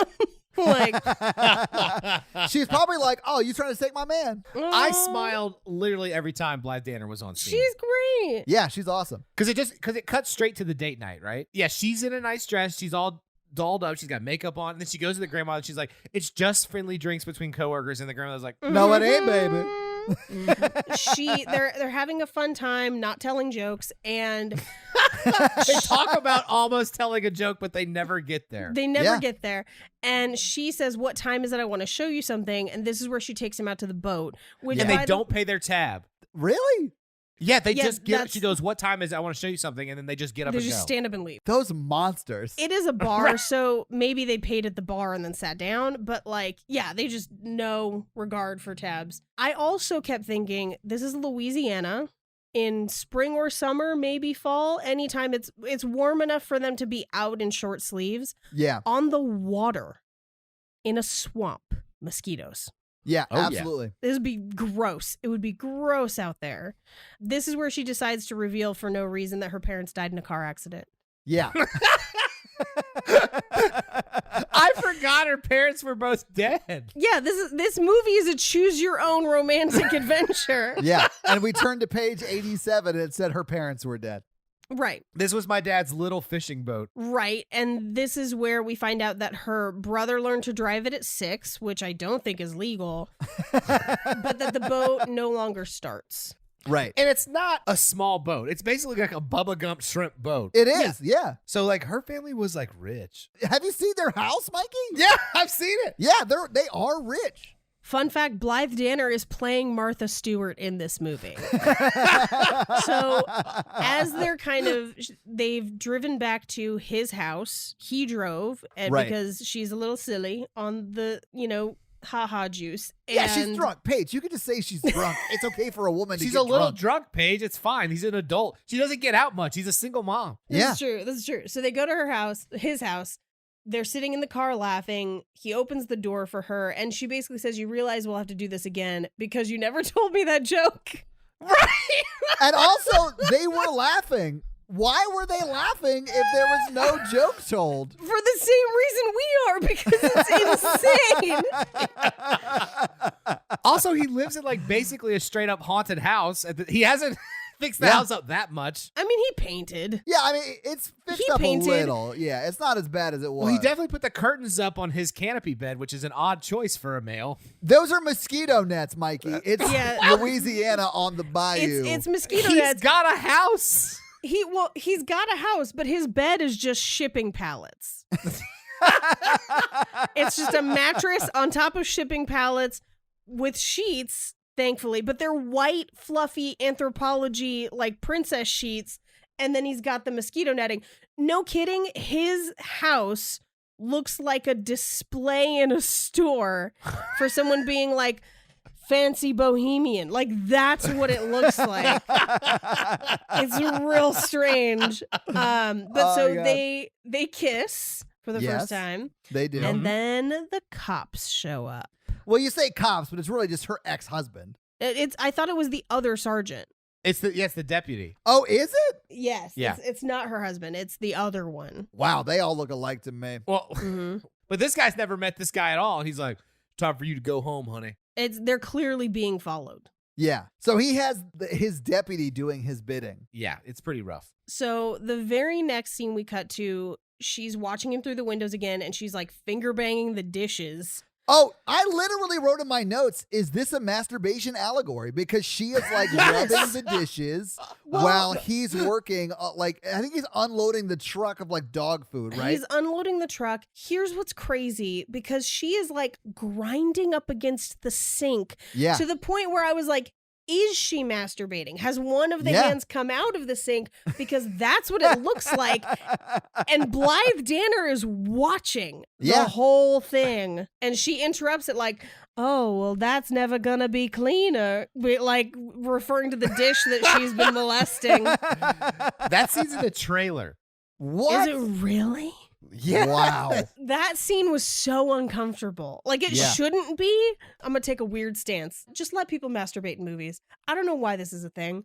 It's a normal human thing that people do. It's completely reasonable. She made out with him the night before. Absolutely, she would probably be flicking that bean to him the next day. Oh, Just God. let her have this. Let her have this. Mikey's so embarrassed right now. And I Let love it. guys have this He's too. so I don't uncomfortable. care. All I'm thinking of is, Mom, don't listen to this episode. Whatever. Your mom has definitely done it. Think about that. Stop. We've gone too far. She is a This is my full human clap for you. woman with needs. Yeah, Not my Mikey. mom. Not my mom. Hashtag not Mikey's Everyone's guys. mom. Everyone's No, mom. Paige. Normalize masturbation in movies. I don't know why we don't. We can have sex in movies. It's PG-13. That's why we have it in this movie. She masturbates with a pan, Mikey. It's Yeah. not much different. I'm not saying we're getting like a full frontal view. I'm just saying you have sex scenes where it's very clear that that's what's going on. Yeah. Why is this different? Why is it weird? Because her grandmother's watching her. Yeah, okay, but like, I mean, that's super strange. But if she was just regular masturbating instead of doing the dishes, she would have found a closed room. Right. I mean, it would be a weird scene if she's actually masturbating and then the grandmother's like, That's about as clean and that's about as much masturbating you're gonna do there. Mikey, I would say you could change 0 dialogue and that it would make as much sense.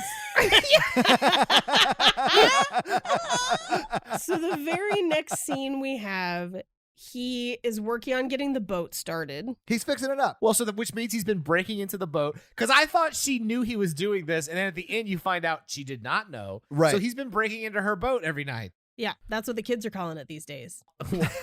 Okay, so he shorts out the electricity. Yeah. So he goes with the flashlight to the house. He sees the kid. He asks him where the mom is. She's in the barn where she has some sort of weird anthropology display in her barn with 3 or 4 different vintage lanterns for some reason. All of which she's lighting at once. Yeah. Yeah, fire hazard of the century. And they start making out, and the kid ruins everything by asking about the ice cream. But then they start to get hot and heavy in an old rocking chair. And as a person of size, I just want to say, risky. Yeah. Like, that is a vintage chair. People were not this big back in the day. That thing is gonna break. Early on in Natalie and my relationship, we were making out on her porch. And she was like sitting on my lap, right? And then probably 45 minutes later, like we didn't do anything other than like make out. But she got off of my lap and I went to stand up and my legs didn't work because like my circulation had been cut off the whole time. And I literally tried to stand up and fall to the ground. Right. It was not a good look for someone who you've just started dating. You should have told her, when I get a boner, I can't walk. Oh no, all the blood from my legs. Oh my God. The very next scene is the kid's birthday party. And the ex-husband is getting shit-faced. Yeah, cop dad is mad. Ugh. So he follows Beth into the house at one point and he bumps into Blythe Danner and doesn't say anything about it. And then they cut to a reaction shot of her where she's just like, hey, and then they never address it again. But it's just one more thing where it's like, see how much of a dick he is? He pushed Blythe Danner. It's I really know. like, have you guys seen the movie Weird Science? Yes, Yes! absolutely. It's like 2 nerdy kids were like, let's create the perfect movie villain. And they're like and it's like weird. And then like this ex-husband cop comes out and he's like, I'm gonna push an old lady.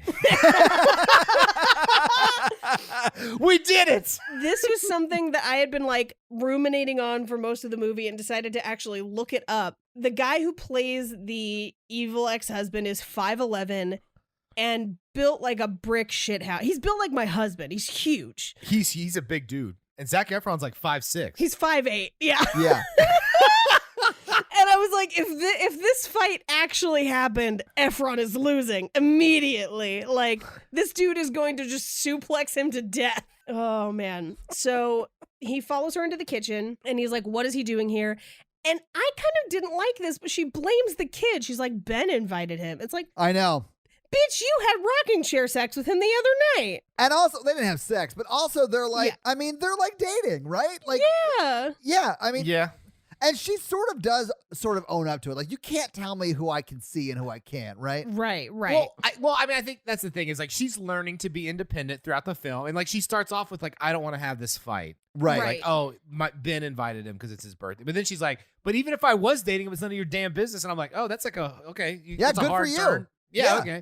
But this is where he accuses her of being an unfit mother and calls Zac Efron a drifter, which, like, he is a drifter.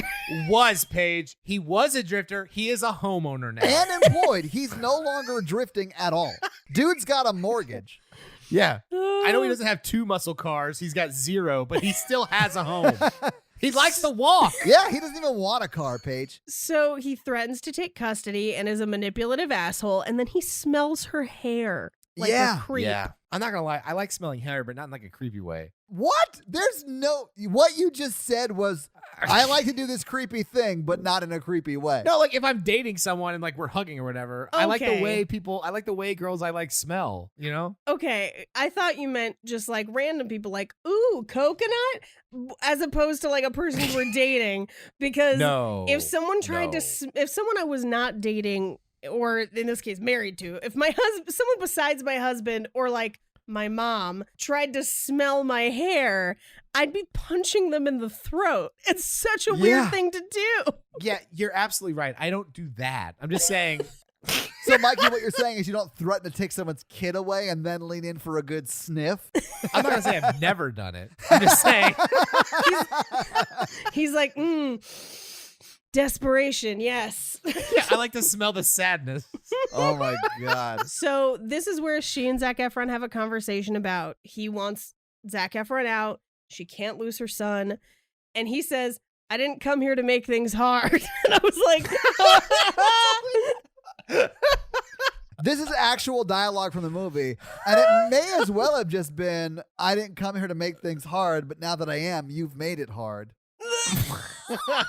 He says it's sad. He does. She basically is going to break up with him. And then Yeah. Blythe Danner's like, are you going to let him bully you your entire life? And I'm just like, ooh, Blythe, yes. And then like some amount of time has taken place between those two conversations, right? Because she's all sad. Yeah. I think it's like the next day or two. But she throws down with that, are you going to always let him bully you? Yeah, hardcore. Yeah. So then the next time Beth goes to drop off her son for custody, she basically says, I love this. This is so great. She says, Yeah. you don't want full custody any more than I want you to have it. Yeah, she calls his Right. bluff. And wins. And basically is like, if you want it, come get it, because I'm going to live my life. Stay out of it. You can lawyer up. I'll lawyer up. I know you don't want it anyway, so who cares? You know, Yep. it's never going to happen. Shut up. Don't ever call me an unfit mother again. Yeah. I love and it. then she drives that truck straight to Zac Efron's house to have wild shower sex. She drives back to the dog place, I thought. No, that's his house because he put those shutters up for the outdoor shower. Okay, why does he have an outdoor shower? I don't know. So she does jump his bones in Yes. the shower, but they're fully clothed having sex in a shower. Right. It's insane. Here's something I actually appreciate about this movie, because your average Nicholas Sparks film will have one hinted at sex scene and then maybe like one good one.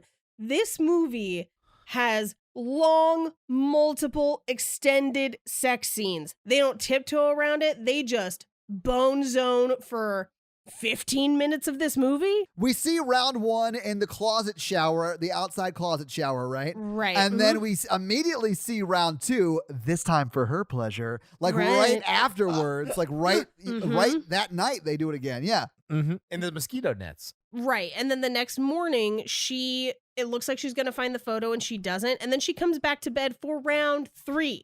Yeah. We cut to they're redoing the house, setting up the furniture, basically all of the stuff that was tied to the brother that they had kind of covered up or taken down, they're now putting back up. And this is where he starts talking the son into playing with him for the church choir. Yes. And the son doesn't want to, runs out to the treehouse. So he climbs out over the rope bridge to the treehouse, bridge shadowing. Yep. Also, time out. The treehouse is definitely nicer than Zac Efron's house. Yes, it is. But does he have a tufted floor poof instead of a chair? No, he does not. Does he have $80 tufted sheets from Anthropology? No, he does not. So that kid needs to walk into a West Elm and see what's up. Anyways. Let's talk about this treehouse, because it's over a river with a rope bridge and like on a cliff face. Yes. So like I don't know who they hired. Like Kevin died building this treehouse. That's what happened to Kevin.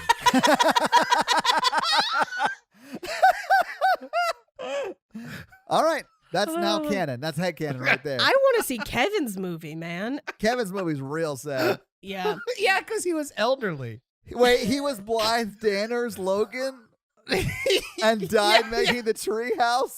Yeah, he was laid off during the Great Recession from like a corporate job, and he had to become a handyman. Like I could do this. So he talks the kid into playing with him because Marines watch each other's backs. Well, he literally says, I want you up there next to me. He's like, I Yeah. need you up there next to me. And I thought that was very sweet. He's like trying to motivate him to, get over his fear of playing in front of people.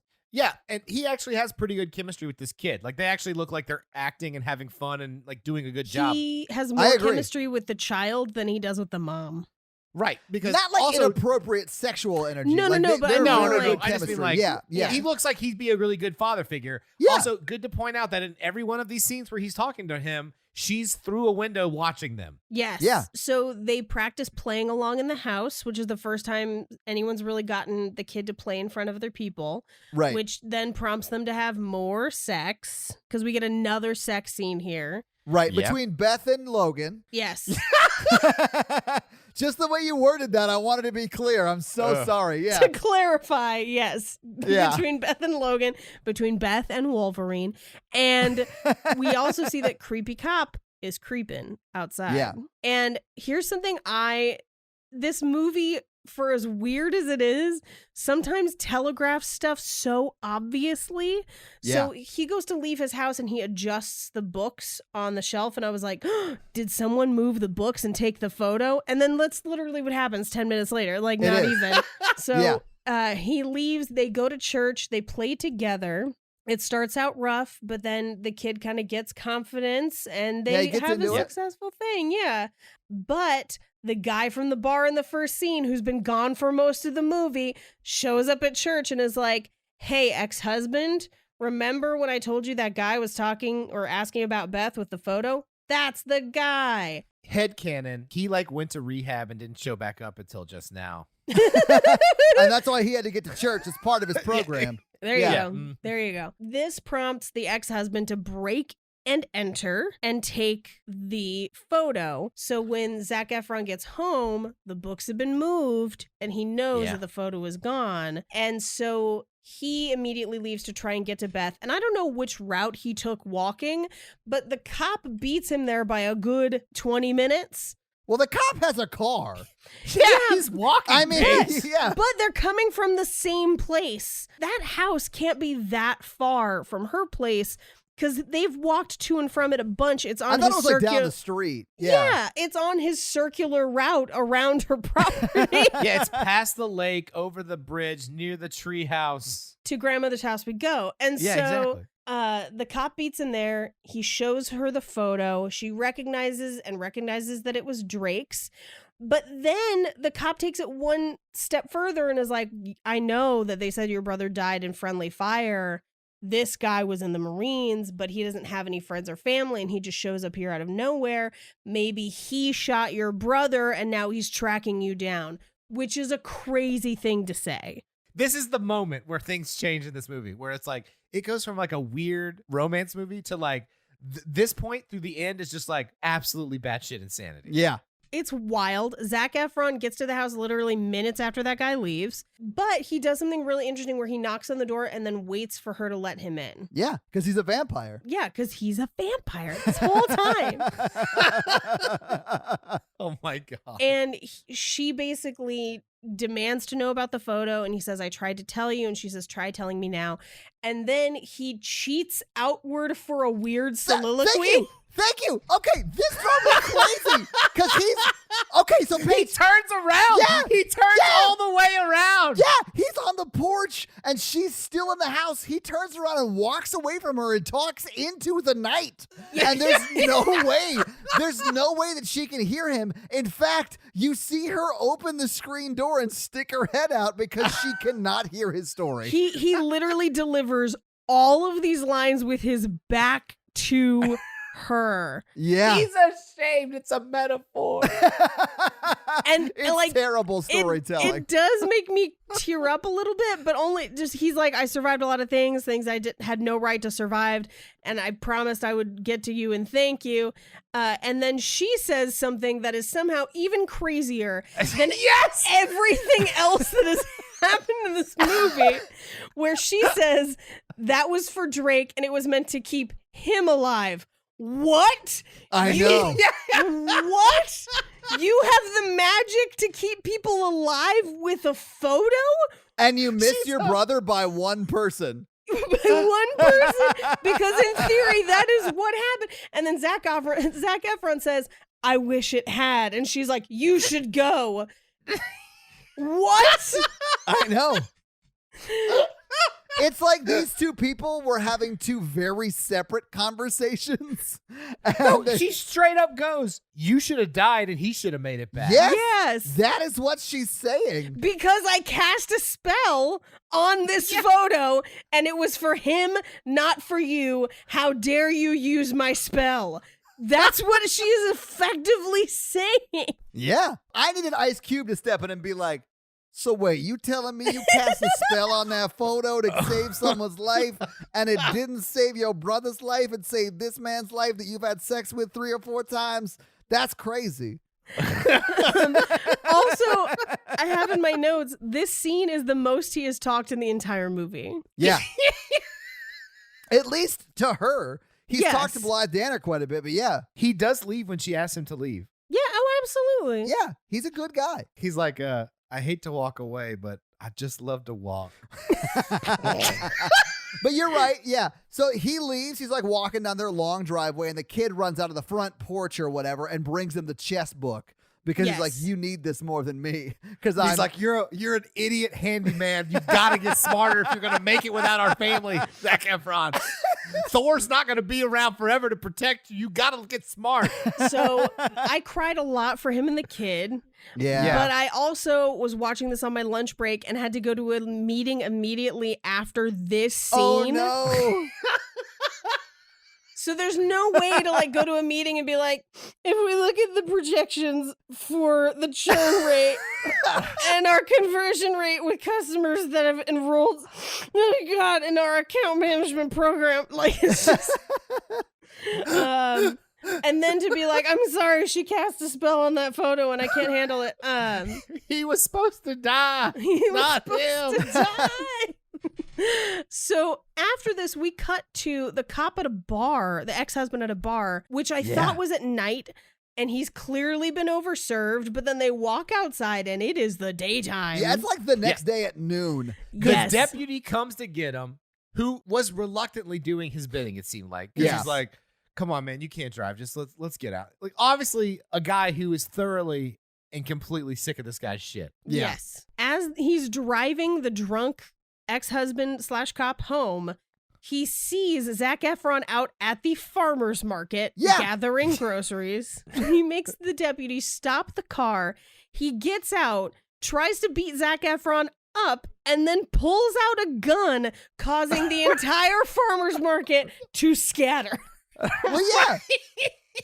And not just scatter a little bit, like Godzilla is attacking the town, screaming and yelling. Someone Yeah. just pulled out a gun. Like, Yeah. I get it. Yeah, that was an appropriate reaction. Yeah, I mean, yes, you're right. Yeah. But like, the camera's not focused on any of that. That's all happening in the background. You can barely see it. The camera's focused on the fact that Zac Efron's like, I don't really want to fight you. And the dog barks at him, and that's why he pulls the gun on both of them. And he's like, I should kill you both. And everyone in the whole world except the cop is like, this doesn't make any sense and it's insane. This Yes. is absolutely insane. Like, no one liked you before this scene. The scene is completely unnecessary because you are such a villain. You don't have to literally threaten to kill Zac Efron's dog for us to hate you any further. So Zac Efron disarms him, gets the gun, and Yeah. then almost as if to prove like #Marines, he just disassembles the gun and drops it. I thought that was just him practicing a magic trick. Do you want to see a gun disappear? Yeah. So Zac Efron goes back to Beth and he's like, he drew first blood. Oh God. Oh my God, Mikey. What he actually says is he turns to the ex-husband and says, "You're not a bad guy, Keith," and then walks away. And I'm like, hard disagree. I know. He is a bad guy. He is a bad guy. Yeah. He's the worst guy. You've become a literal terrorist. Yes. So then this is the next scene. This is the only scene I think that pays off his relationship with his father, the cop's relationship with his judge father, Yeah. where His father is literally explaining white privilege to him. he says it'll all be cleared up by the election, which Yeah. is basically, I care more about being elected than I care about your well-being. I care more about that jacket than I care about how you feel. Like, Yeah. that's what it is. It's that perpetuation of that relationship. And by the time he turns around, Keith is gone. Like, he is the Flash. Left his badge on the pool table. Yeah. I knew at that moment he was going to die. I thought he was going to die at the hands of Zac Efron, like it's Yes. self-defense kind of a thing. But I knew he was going to die. Call me crazy. I thought maybe he would have a redemption thing where like Me he's like, maybe I too. shouldn't be such a bad guy, and my wife and son deserve to be happy too, and I need to support my son. I'll say this, Mikey. I think the movie thinks he does have a redemption. Yes. Exactly. I don't think he does. I don't think he does No. either. This is the point where I remembered that I had heard about this movie on another podcast and realized what was going to happen in the next couple scenes, and remembered that that show had kind of painted it as having a redemption arc. It is not. He does not. No, It's not. because he's also still super drunk. Drunk drives to Beth's house, Yes. Yeah. breaks in, and Yep. he's like, I'm taking full custody right now. Give me Ben. I'm taking him home. Yeah. Right. Now, in the midst of this, Zac Efron is looking through the chess book that he got from the kid and finds a photo of Drake, Yeah. who turns out to be Aces, the sergeant from the raid at the very beginning of the movie, which means that it wasn't friendly fire. It was Enemy fire. It was Yeah. enemy fire. Thank you. I was like, what's the name for the people who aren't your friends? It was frenemy fire. Right. So Keith shows up and he's got one of the plates from the table and he's like, I just want us to be a family again. And I low-key thought that he was going to take that plate and break it across her face. I would not be surprised because at this point he's a supervillain. Yes, exactly. And I was like, why is he holding onto the plate that way? Blythe Danner pushes the boy into the other room and closes the door to keep Yeah. him away. Very Good move. smart. Yeah. Beth says, no, they're not going to be a family. You need to let this go. And he says, why should I let it go? Maybe I will Ugh. take Ben. Maybe I'll take him right now, which causes Ben to run to the treehouse across the Indiana Jones bridge. It's also raining, so it's like flood levels in the river. Yeah, it's horrible. Then the mom and the father go after the kid over the bridge. He sees her running, and the grandmother's like, go after her. With Yeah. no context. I know. He Yes. just takes off in full sprint. Because Yeah. he's a good dude. Yeah. Yes, And he loves Beth. They've had sex 4 times, Mikey. that equals love. He does. He's like, I'm going to tell you a joke. Hold on. Knock, knock. So the bridge collapses, and both Ben and Keith, the cop dad, are now basically in the river about to drown.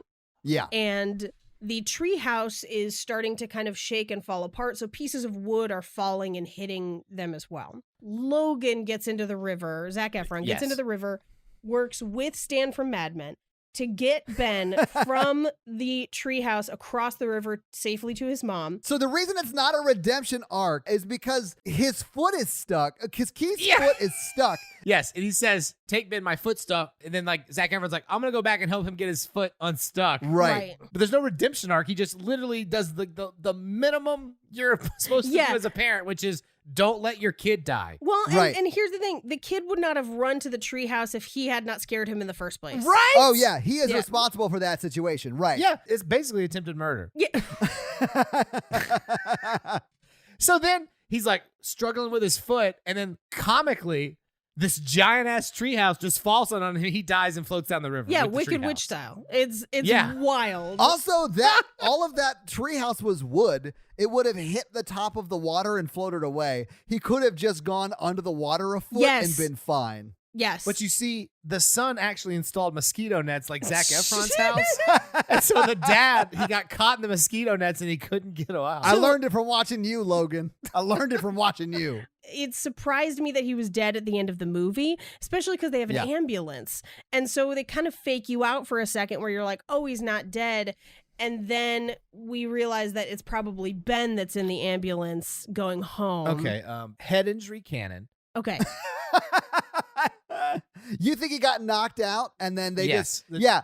So I think that too. I think that he got knocked out. They saw him go under the water, and I do think Logan and Beth made a quick decision to let him die because they want to have a good life without him. Right. Well, And I mean, they come just- on. I mean, he's floated pretty far down and he's not coming back up. But plus, he's threatened to kill like 3 out of 3 of those characters at that Yes. point. Yeah. Yep. I'm not saying you're wrong, Mikey. Also, you know what makes me real sad for Keith? Like, Keith's dad is there, and he thanks Zac Efron for saving his grandson, Benny, as he calls him. And Right. he said, I didn't save him. Your son saved him. And then the dad's just like, all right, well, I got an election to win. I'm out of here. Yes. Like, He just like shakes his head like, I nah, know. I don't think so. No. He's like getting that sympathy vote. No one in this movie mourns the ex-husband. No No. one. Well, except for Ben. Ben kind of does, because in the very next scene, they're back at the house, and Ben says, did they find my dad yet? And Beth is like, no, Yeah. but we have your new dad. Yeah. Sorry. You mean the one behind door number 3? It would be door number 3 because it was Keith, Kevin, and then Logan. Yeah. Exactly. No. Ben was like, Daddy died just like Kevin when they fell off the treehouse. This is where she's wearing that crazy nightgown Midday. midday because it's the next day. She comes out into the dining room where he has the picture of Drake, and he basically tells her, this is how your brother died. Yes. He's also And- packed up all of his stuff. Like he's about to Yeah. walk back to Denver or wherever. Yes. Well, no one slept. A person has died, and no Right. one has rested. And it's 6 hours later after they find the body. And he's like, I've packed everything up, and here's how your brother died. I'm taking off. Yeah, I'm about to become Jack Reacher, so I'm leaving. Right.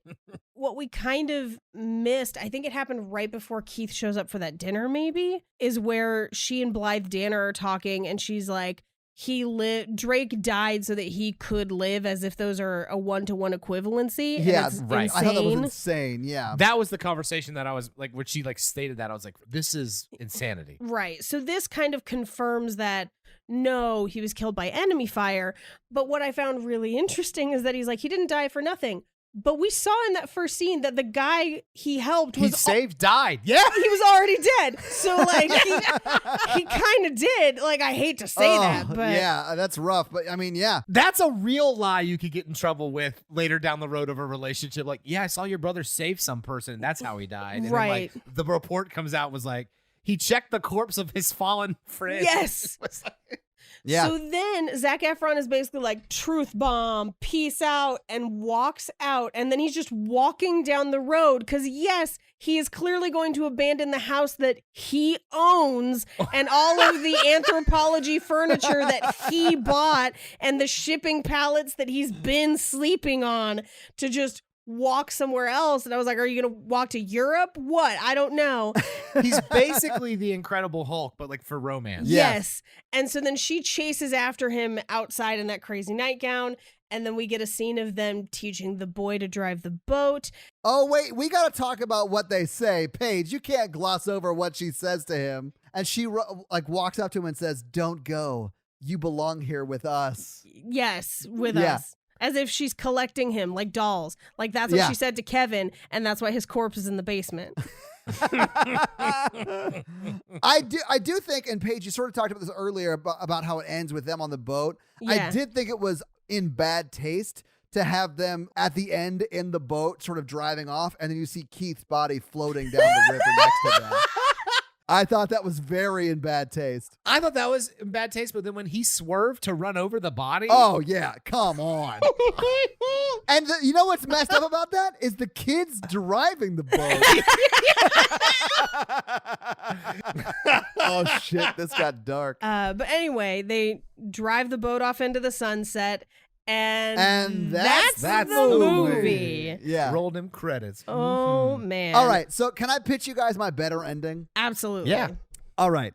So we've already set up that when he was trying to convince Ben to play the violin at church, he was like, just like the Marines, I need you up there with me. I think after Beth runs out to meet Zach on the street and says, don't leave, you belong here with us, we should jump ahead a year.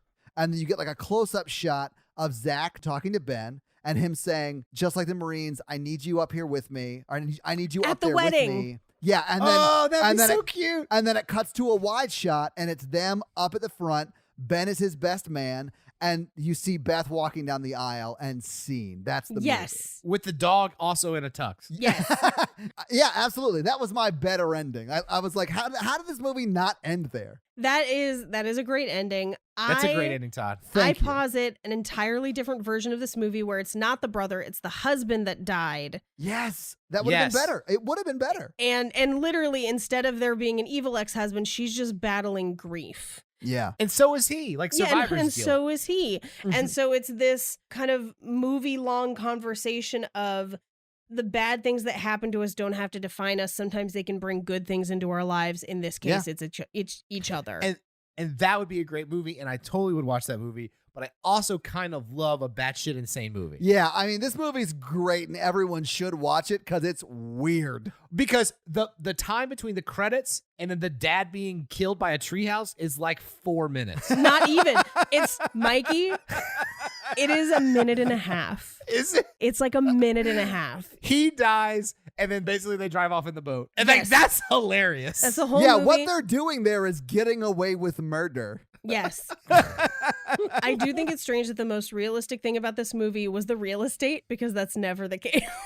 No, I know, right? Do we think they're still together? I think they're still together. Honestly, I do think they're still together. Yeah. I mean, they do seem like they worked. I don't know, man. Maybe, I don't know. I think this movie gave them time to establish a friendship and a rapport, and that picture or not, they are probably still together. Yeah, I don't think the picture's as big of a deal as the movie wants you to think it's a big deal. Yeah. The whole time I was like, why is this the conflict of the movie? Like this Yeah. picture thing. So yeah, they're probably still together. Would you date one of the characters? I would date Zac Efron for sure. I mean, not like actual Zac Efron, but like the character in this movie. You would date this character who never once makes a joke or smiles or laughs? I mean, it's nice to have some quiet sometimes. She just wants a guy around her house to fix it up and shut up every now and then. Constantly fixes My dog things. already wants to go on so many walks. I couldn't take dating someone who wants to go on so That's many true. walks. I as don't well. like hiking. This guy is the quintessential Tinder profile. Loves hiking. So I don't like that part, but he seems like a decent enough dude. What's the craziest thing you've done? Oh, I've walked from Denver to Louisiana After choke slamming a child. to escape my child abuse charges out of state. God, this movie is so nuts. There's so much in this movie. Oh, I would totally date the mom. She's got the right amount of like adult responsibility and issues together. Oh, yeah. She's like right in your Venn diagram of where Mikey succeeds. Of like really kind, but also unavailable. Like that crossover there. Yeah. Yeah. Plus, she's got that sweet ass house. She's super rich. Yeah. Yeah. Then you just have to kill Blythe Danner. No. See, I was going to choose Blythe I was Danner. going to say, would you date Blythe Danner? Oh, I 100% would. She's my favorite character. I don't like that the movie did not give her a closure scene. Like they needed to have that wedding and have her do something at the end. Here is what's crazy. So in the car, she talks about how she had seizures occasionally, and that's why she can't drive. So it actually wasn't seizures. It was a stroke. A stroke. Okay. She had a mini stroke. Yeah. Yeah. So I thought there was a chance that she might kick the bucket at the denouement of the Same. movie. Hey, do you guys want to hear some crazy coincidences? Absolutely. Yeah. Fair warning, they're all sad. Well, okay. Okay, so this movie is about a guy named Logan. My brother's name was Logan. Oh my God, here we go. Right? So my brother's name was Logan, and he died like her parents died in a car accident. Mm-hmm. Uh-huh. And my dad died of a stroke. Oh, jeez. So like every time something bad happened, I was like, oh, I've been there. Oh, that was my brother's name. He couldn't tell jokes either. I had a similar reaction because my grandmother died when a treehouse fell on her. Oh my God, Mikey. Sorry, I was not ready for that. Oh my God. Oh. So I was crying during this movie, and Mikey just made fun of me. Oh my God. All right, so let's talk box office. I spoiled this for myself when I was researching if this plot was real from the novel. Okay. So Paige, well, and Mikey, you may not know this. What do you think the production budget was? You know what? I don't think this is a very expensive movie. It's shot very well and It color is? corrected to death, but like as far as the actual cost of making this movie, I don't think it's that pricey, and there's not a lot of big names in it aside from Zac Efron. He wasn't that big back then. He had just come off High School Musical, but he's not big for this genre. I would say this cost between $10 to $15 million to make. Okay, Mikey, do you have a guess? I thought I read 30 million. Okay. What? So the production budget was $25 million. Okay. Which is, I mean, that's not a huge budget. It's not a nothing budget, though. And this movie came out on April 20th, of course, 2012. And it was number 2 at the box office. It got beat by Think Like a Man. Think Like a Man and The Lucky One came out the same week. Okay. And Think Like a Man beat it at the box office. And Think Like a Man made $33 million. The Lucky One made $22 million. Dang. The Hunger Games was number 3 that week. A movie called Chimpanzee was number 4. And then the Three Stooges movie was number 5. Oh, the new Three Stooges, like the remake? Yes. And then this movie went on to make $60 million domestically. Jeez. $36 million internationally for a total of $96.6 million. And then it made an extra $31 million in domestic DVD and Blu-ray sales. You've got to This be movie kidding made me. a ton of money. So Yeah. I do remember when this came out that word got out that it was bonkers. And so I Yeah. do think some of that is based on people being like, I'm sorry, what now? He choke slams a child and the dad drowns? Let's go. I think it's part of this genre where, like, this genre of films, like romantic comedies, like, it could get out that it's, like, kind of bonkers, but everybody's like, yeah, I saw it. And they don't say, people who are into romantic movies, they don't say, like, oh, that movie's completely bonkers. They're like, that was an interesting one. Like, she seemed a little older than him. Like, that's the only feedback I got. And I watched that movie again and I was like, this is insane. I mean, honestly, there are a lot worse date movies. Like, this would be a fun ass date movie. Yeah. I am invested. Same. I would be honored to go on a date to this movie. Like, this would be awesome. I'd be like, thank you for picking that movie. Did that guy just get killed by a treehouse at the end? I'm just picturing, because here's the thing, it'd have to be a good date. Because could you imagine coming out of a date to this movie and having that person be like, I loved it. And you're just like, he choke slammed a child. Like, and then walked for 41 days. Walked for 41 days. Like, Well, I think it only Yeah, works but- if you're on a date with someone who is as cynical as you and you're like, did he walk from Colorado to Louisiana? That Yeah, happened, he did. right? Okay, we no one both saw talks that. about that. No one talks about I never want to stop talking about this movie. This is like my new favorite movie. 'Cause We've been talking for almost 3 hours. I though. know, and I could talk for another 3 hours about the crazy shit that happened in this movie. So this week we watched A Lucky One. What are we watching next week? 27 Dresses. Now, you love this movie, Paige, I right? hate it with a fiery Oh, passion. that's what it was. Hate Yeah. it so much. I've never seen it. Me either. I'm sorry that I'm inflicting it upon you, but I think we're going to have a lot to talk about next week. Oh, I can't wait. Okay, so guys, watch 27 Dresses for next week. If you want to follow us on social media, on Twitter, we are at Romancing Pod Show, SHO, because Twitter has character limits. And everywhere else, we're at Romancing the Pod Show. You can also send us an email at romancingthepodShow@gmail.com. If you want to follow me personally, I'm at Paige Wesley on Twitter or at Rampage Wesley on Instagram. And I am at Todd J. Awesome, and Mikey is at M. Randolph24 on all the social channels. And if you want to check out our other podcasts, Paige is on an awesome podcast called Cult Podcast that you guys should check out, where they do deep dives into some pretty awesome cults. Oh, yeah. Mikey and I are on another podcast with Paige called The Horror like, Virgin. what are you So guys, check out all of that, where we do pretty much this, but for horror movies. Yeah, it's fun. Todd's scared. It's great. Yeah, I hate them. Thank you guys for joining us this week. Yeah, while we explored the depths of The Lucky One. We got through the darkness of this movie, and now we're going into the light of freedom. So join us next Thursday for a new episode. Bye. Bye.